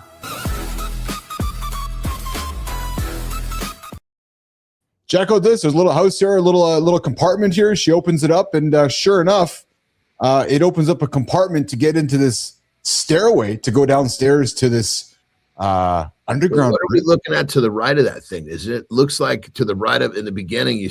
Was that something anchoring that right there to the right at the bottom, but anchoring that thing to the wall? Which yeah, see that, John? Yeah. Very intentional. See that too, or was that just me? Oh, right? I saw it too. Jimmy, rewind that there. I see it there 200%. Yeah, you can see right there at the right there. Yeah. So something's anchoring something to the wall. I want to know why. That's my first question. Mm-hmm. Your observations are awesome, man. John can pick out the littlest ant in the corner. Oh, yeah. Did I ever tell you where that came from? No. Oh, fuck, dude. Okay, so basically in my strength career, I got to the international place so fucking fast. Yes. On my third contest, I'm traveling internationally, and these guys I'm with are like, they're veterans, and I'm like fucking brand new. Yeah. And most of the shit we're doing, I've never done before, which is a huge disadvantage. You've never picked up a piece of equipment that someone's used for a decade. Yeah. I spent the first couple of years of my fucking career just studying what people were fucking doing with this, like hand placement, foot placement, starting, what was it they were doing that was allowing them to leverage the body position? How was that fucking stone? Because you see guys come out and they're fucking looking at the stones and they're trying to figure out what part they want down, which is easiest to hold on to pick up. And then once I got put on a travel team, then I had fucking teammates that were been competing for a decade, and they started talking me through what was going on. But my observation of those little things is, almost close to a decade, my brain was trained to be looking for those little things. That's fascinating because, Rob, I got a little segment on the show we call Committed, and you can see when people are committed to something, where a hand placement goes, or like just this intentional thing. And Johnny always picks up something that I don't see. It's fascinating to me. He's like, we had a clip of Leonardo DiCaprio getting ready for a role in the Wolf of Wall Street or something, and the filming starts, and his hand, as an actor, is like boom, boom, and John's like, watch his hand. And I was like, dude, now that you tell me that, John, I can hear what you're saying, because you just would use your eyes to intentionally observe nonstop, obsess. Yeah, well, it's crazy. It just shows how you can train your brain to do something. Pretty fucking unique. Yeah. Rob Schwartz, thanks for hanging out with us today, brother. I know we had you a little extra today. I thoroughly enjoyed the conversation. I loved your energy you brought, and you dropped some nuggets here today, man. You come back and hang out with us again, and come tune into the show sometime. We're out there live every single Monday to Friday here on mornings.live. Yeah, love to. Thank you for the opportunity. Appreciate it. Awesome. All right, Rob's out of here. We're going to wrap up with John Anderson. All right, Robbie's out of there. There he is. Johnny, good dude, man. He reminds you a lot of AJ, man. Holy smokes, AJ.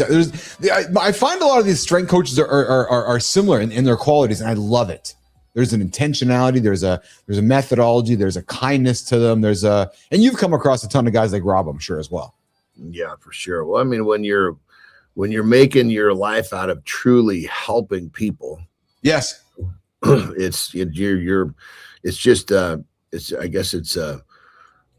I've never been in their position exactly. I have my own version of it, but it's pretty fucking fulfilling, and you become you're developing kind of a different creature within yourself. Yes. Yeah. Hey, what are you doing today? Today, let's see here. I've got filming after this. I've got to go to the post office, which is not a fucking problem, because the post office here, dude, this is the best thing ever. I got the best fucking post office on the planet. Yeah, we're going to go to the post office on the way back from the GM or pickleball. Yeah. But dude, this is a post office where there's never a line. Ever. Why? Ever. Because it's this little it serves this little tiny town. Like I wanted to get a passport and the lady's like, hey, do you guys do passports? I thought for sure they're going to send me to one of the bigger fucking DMVs in this city an hour away. Like, oh yeah. She whips out the fucking form, starts filling it out for me. So this week, John Anderson's journey to the bank and to the post office. Next on 1957 with Keith and John on Morning Zoo. Post office because I'm filing some paperwork for a corporation that I have to make sure gets out in there on time. Yeah.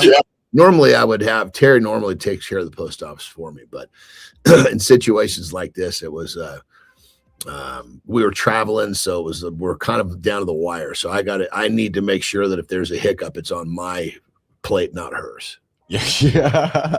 Hey, so I found something quickly here. THC, Johnny. Apparently, it doesn't just make you smarter or dumber. Joking aside, apparently THC might actually create some new memories that we didn't even have. Sterling Preston, what's this all about? A new study says THC doesn't just make you forget. It makes you remember things that never happened. So it's not just memory loss. Your brain fills in blanks with fiction, and you trust it like it's real? And that's the danger. THC didn't just blur recall in this study. It disrupted judgment about what was real.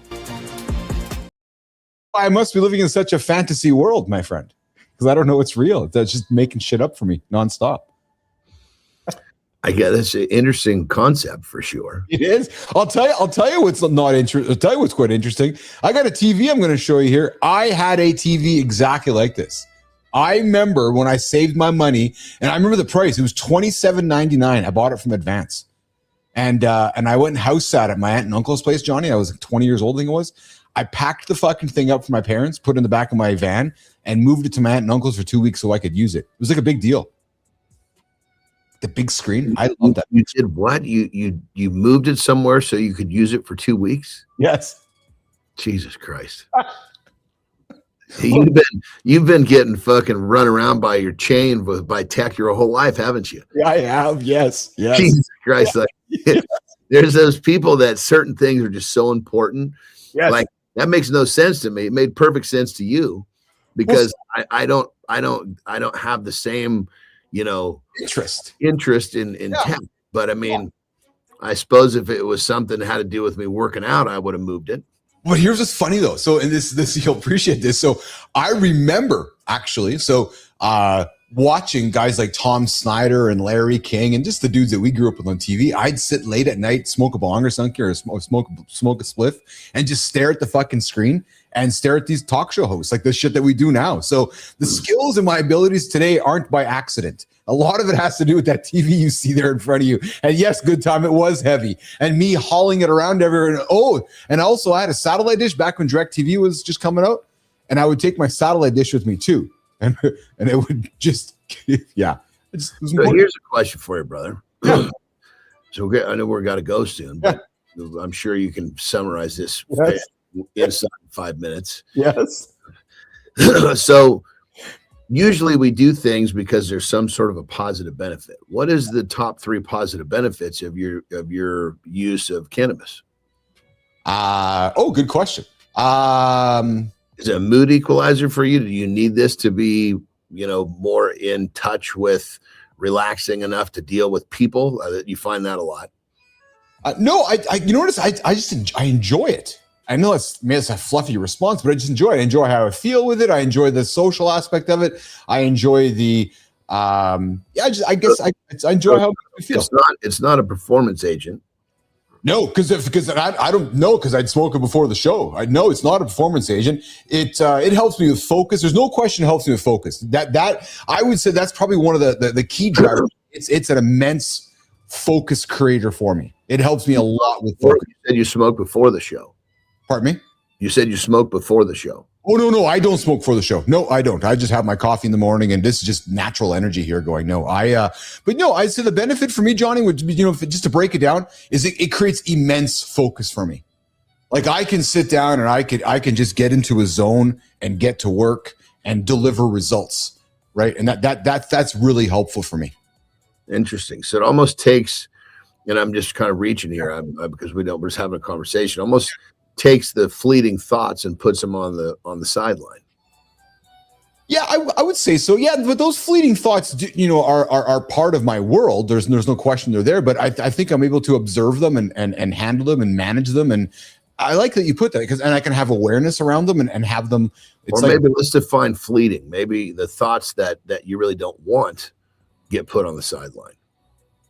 No, I wouldn't say that. I think what they do for me, because I would say that to me that might suggest avoidance.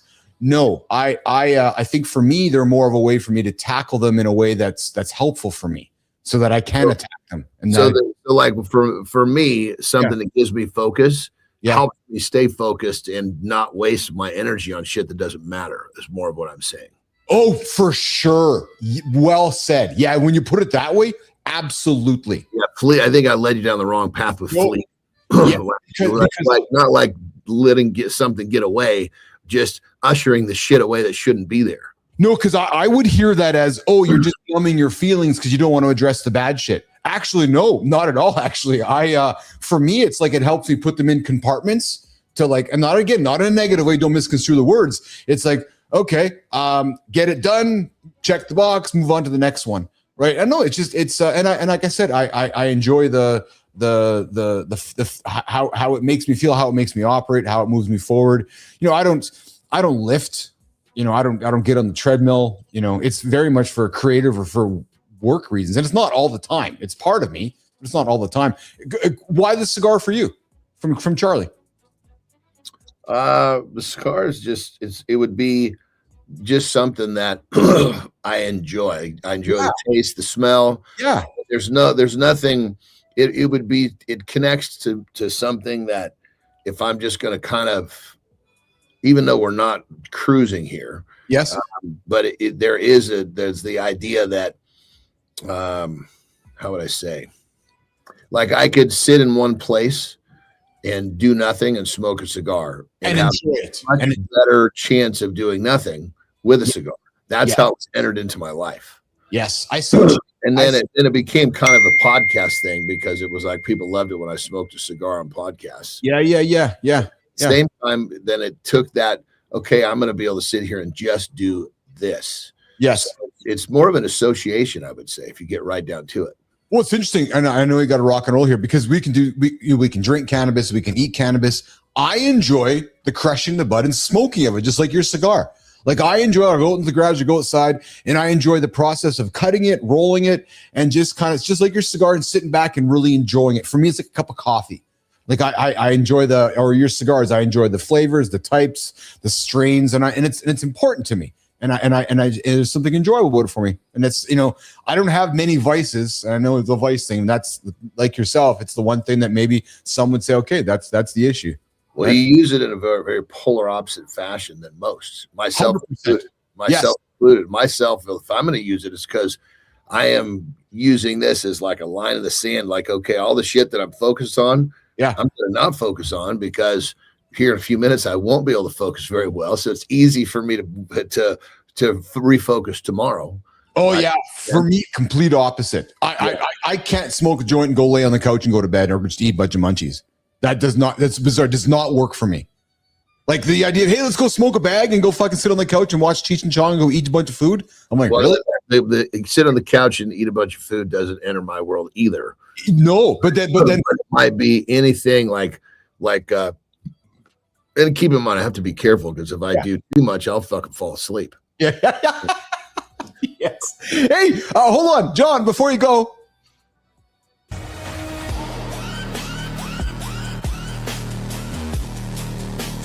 Hey, John, before you go, we found grocery store philosophy. And nice girl, it came printed on a t-shirt. That shirt wasn't subtle. They were like aisle 7 gave up on shame completely. And that's the whole magic trick. Say something filthy, act confident, and suddenly the internet calls it wisdom. Exactly. It's not deep. It's just shock with a shopping cart. That's the joke. So, John, where are you landing? Funny because it's ridiculous, or ridiculous because way too many people agreed?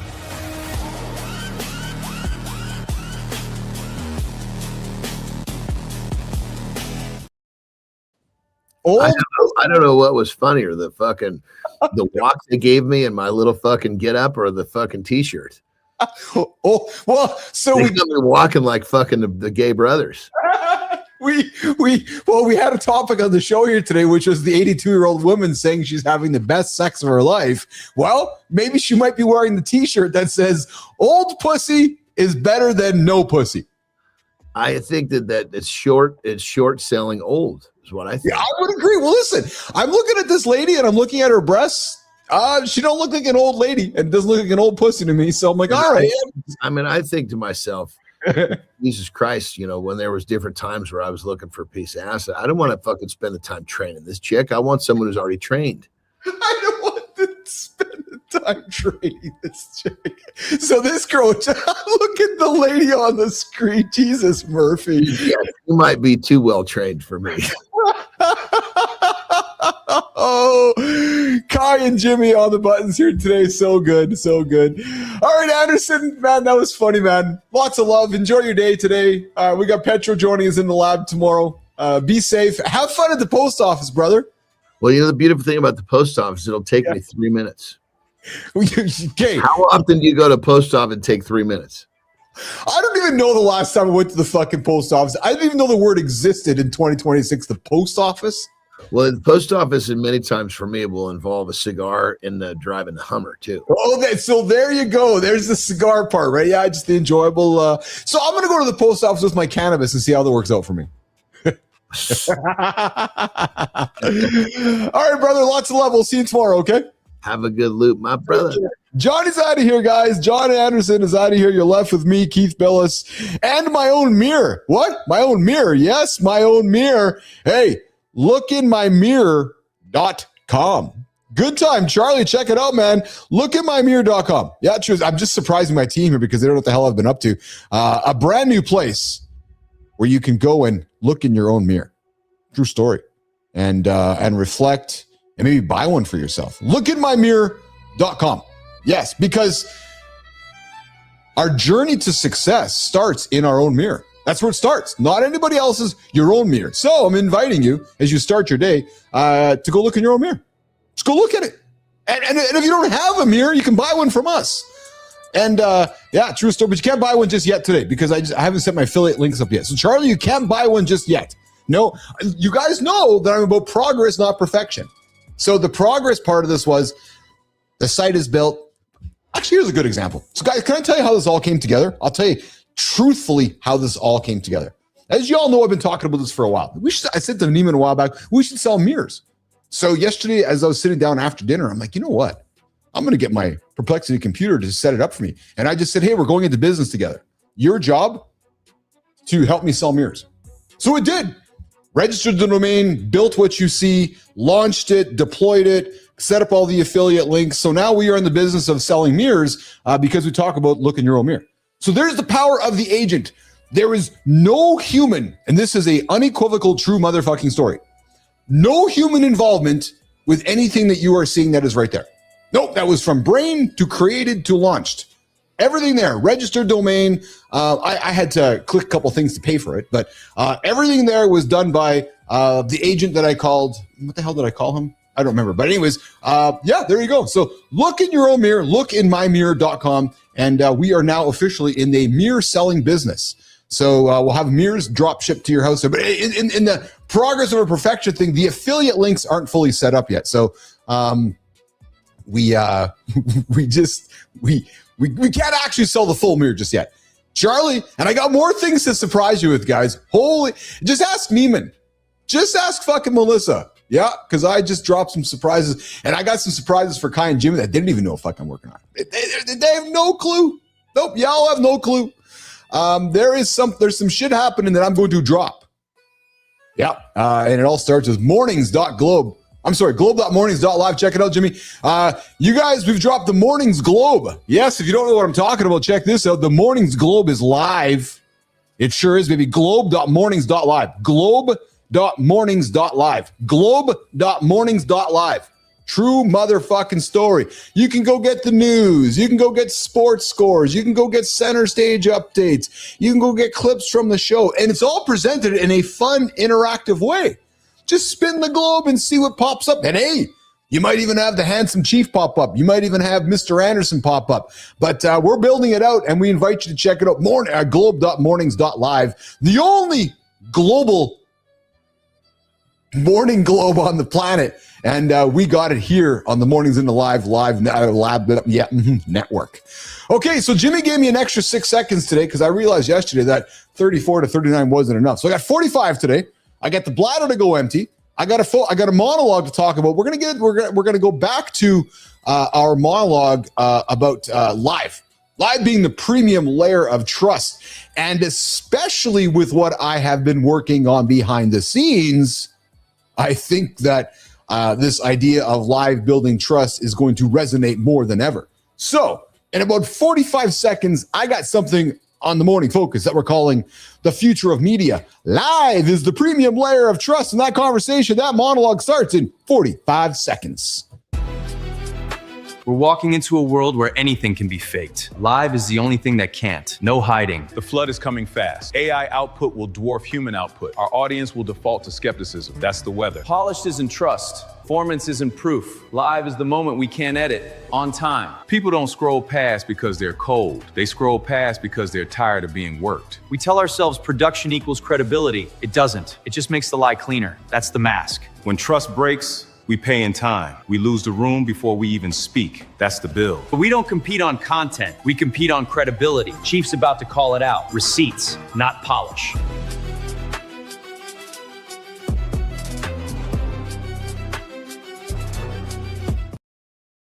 So in a world where content can be faked, and oh baby, we know a ton of it is faked on a daily basis. It's just everywhere we look, I don't even know if we're thinking about it being fake anymore, guys. It's just, I think we're just acknowledging that it's content. It's synthetic, right? Maybe it doesn't have much value to creating it.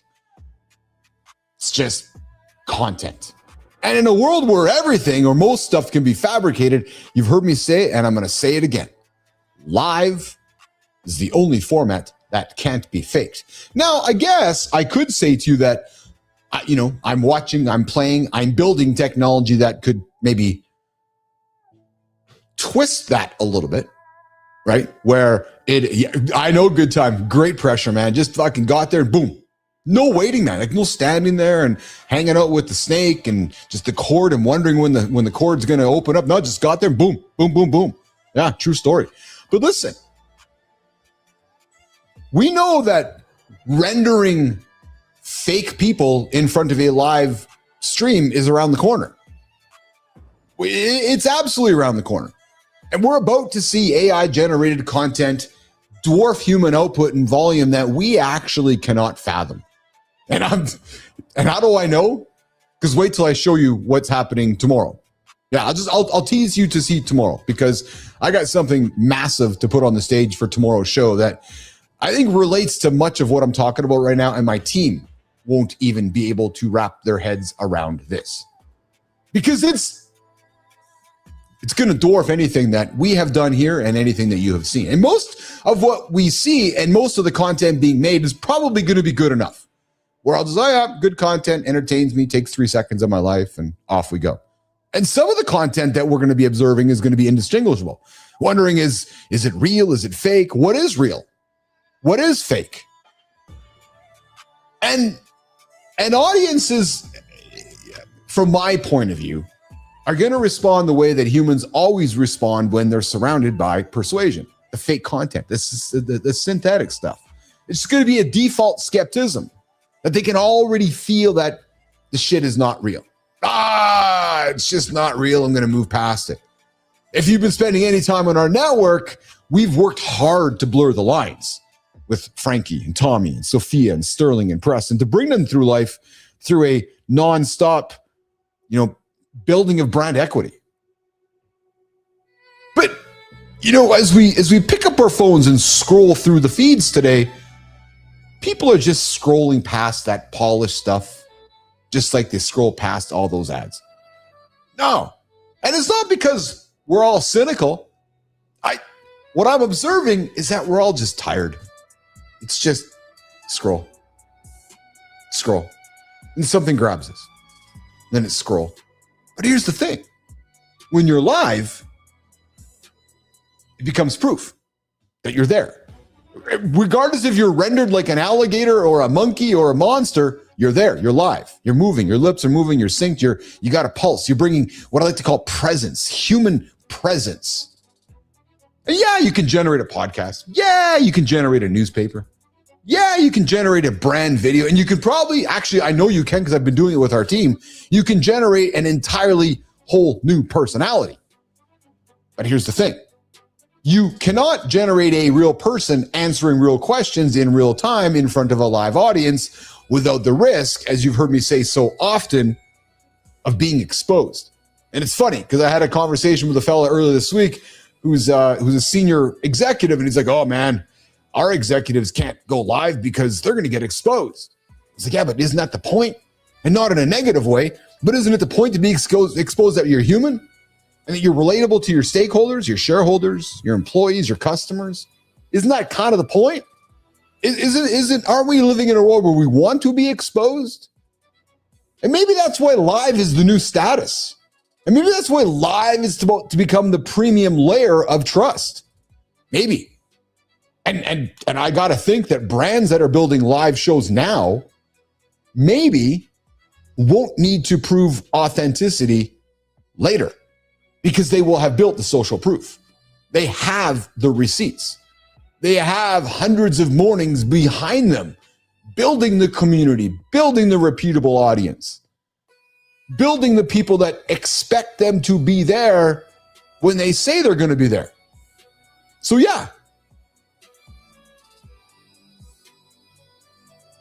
if you're going to be serious about trust in the next era, maybe you might want to stop hiding behind production. And it's funny, as I look at the work we are producing here on the show and on the network with our show, with our network member shows, and then I look at what others are doing, not to compare. Okay, to compare. I sit back and I say to myself, wow, as John Caskey would say, man, too many people seem to be continuing to create content that is just nothing but synthetic content, acting like it's content from 10 years ago or 5 years ago, recycled posts that don't move anything forward. So my invitation is this. Maybe it's time to stop hiding behind all the production. Maybe it's time to stop hiding behind all the synthetic content, because maybe you or the brand you're working with, or the brands with all the receipts that are showing up daily, weekly, constantly, maybe those are the ones like you that are starting that morning conversation like Cheryl Whitaker or Matt Roof. Maybe it's all those that are going to be out there competing on credibility instead of competing on synthetic trust.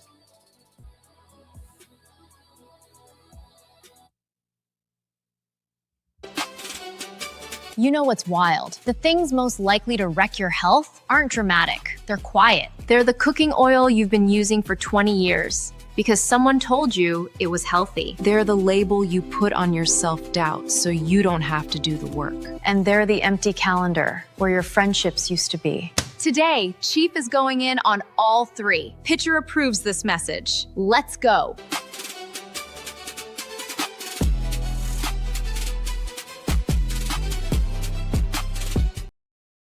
Time says, the mainstream media doesn't like when the president goes live.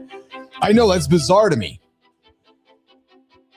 Where did we as humans work ourselves into a world where we want to have things on a 10-second edit or on a 10-second delay or in a world where we're scared of somebody offending somebody? Why is that? Why? Okay, so he's going to say something that somebody doesn't like. All right, he might drop an F-bomb. All right, isn't that how the real world works? Like somewhere along the way, we've worked so hard to sanitize everything that the moment that we try to unsanitize and create reality, people get all offended. Like, hey, Craig McCloskey put on a video over on YouTube that says 4 nutrition lies that won't die, and he's not being subtle. Nope. The lies are this: animal foods are bad for you. What? I hope John Anderson didn't hear it. High protein wrecks your kidneys. All calories are equal, and seed oils are better than animal fats. Well, hey, every single one of those is wrong. The calorie one especially, 100 calories of steak and 100 calories of UPF, ultra processed food or ultra processed seed oil, do completely different things to your body. And as we know, that food pyramid has told us to ditch the animal fats for vegetable oils, obesity diets, and Alzheimer's went vertical. So he says this, cook with butter. Yeah, cook with coconut oil and eat more eggs, meat, more dairy, because most people aren't getting those low RDAs for protein. Yeah. So I love McCloskey's out there, right? Put out the video called 4 Nutrition Lies That Won't Die. Go check him out over on YouTube. That is Craig McCloskey. Hey, Substack says maybe it's not imposter syndrome. Maybe, just maybe you're just not good enough yet. So Substack's got a piece there where it's got to be one of the most honest titles that I've read in years. The argument is simple. Not all self-doubt is imposter syndrome. No. Sometimes you feel like an imposter because you genuinely are one, and that's useful information.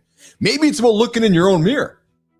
Maybe that's where you want to start the conversation, is looking in your own mirror to decide whether it's actual imposter syndrome or you're actually just not good enough. What is it? Well, the argument is that not all self-doubt is imposter syndrome. The 1978 concept was specifically about high achievers with documented results who still feel like the frauds. Right? We've stretched it to cover anyone who's felt uncertain, which means we've actually pathologically accountability out of our existence. I thought this was kind of interesting, actually, because, maybe it isn't imposter syndrome. Maybe it's just that I'm not good enough at this yet. Or like John Anderson would say, I'm expected to suck at this. And today, did I just suck less? Cheryl Whitaker and I were laughing about that. It says, did you suck less today? There's something to be said for that.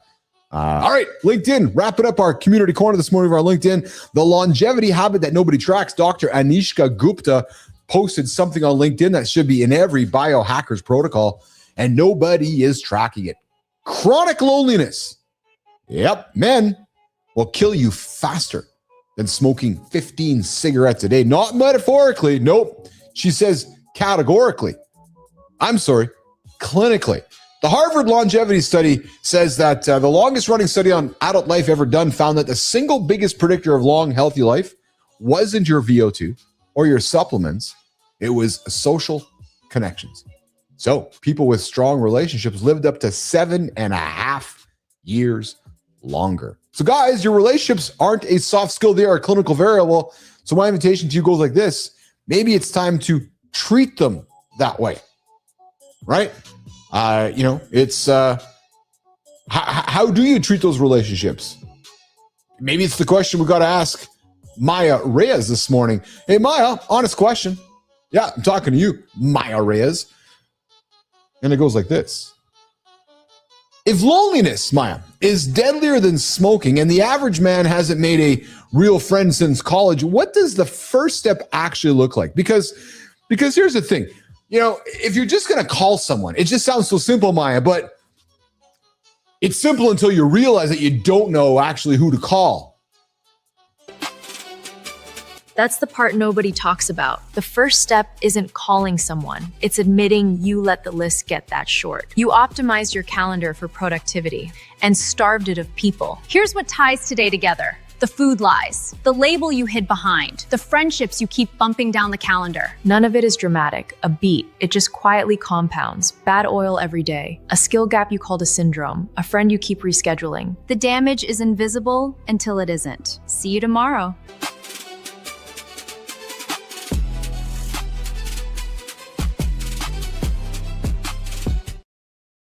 Wow. Guys, have you looked in your mirror yet today? Have you checked yourself out? Have you decided how you're going to get ahead in life by starting your day looking in your own mirror? Well, you can. Lookinmymirror.com, brand new store launched by Mornings in the Lab to help you guys buy a mirror to move your life forward, because it all starts looking in your own mirror. It truly does, man. Something so obvious. Something so effing obvious, which is in all of our houses. Well, I'd like to think so anyways. Go look at it. You might not like what you find. You might like what you find. Or that look might move you forward. Hey guys, thanks for hanging out with us today.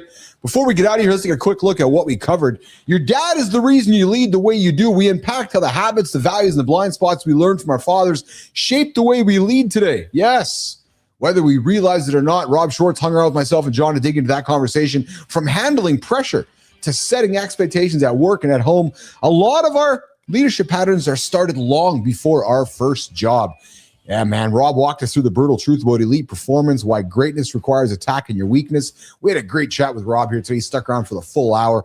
And of course, Morning Focus, the future of media. Live is the premium layer of trust. We talked about why the live media format becomes the most valuable currency in media, and we are building it every single day. And of course, we also got into a few quick topics on the conversation desk this morning. Logan Paul sold his Pokemon card for $16.5 million. Sex ban is the new metric. Older adults are winning. 82-year-old women are sitting on their men's faces. We talked about it. True story. 74-year-old man faked his own funeral. And Trump's baby-faced Secret Service agent goes viral. And hey, guys, you like your cannabis? Well, listen, it doesn't blur your memory. It actually creates new ones. Boom, boom. Hey, tomorrow's show is going to be a wild one.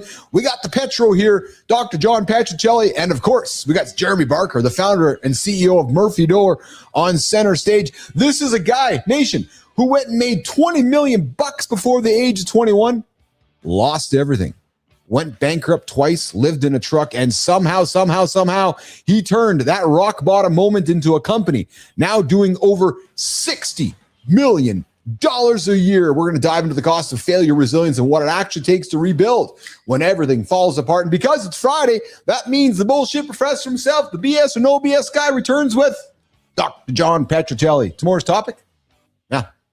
57% of young men want kids. Why do all the guys want kids? Why the women don't? Well, we might have that conversation coming up.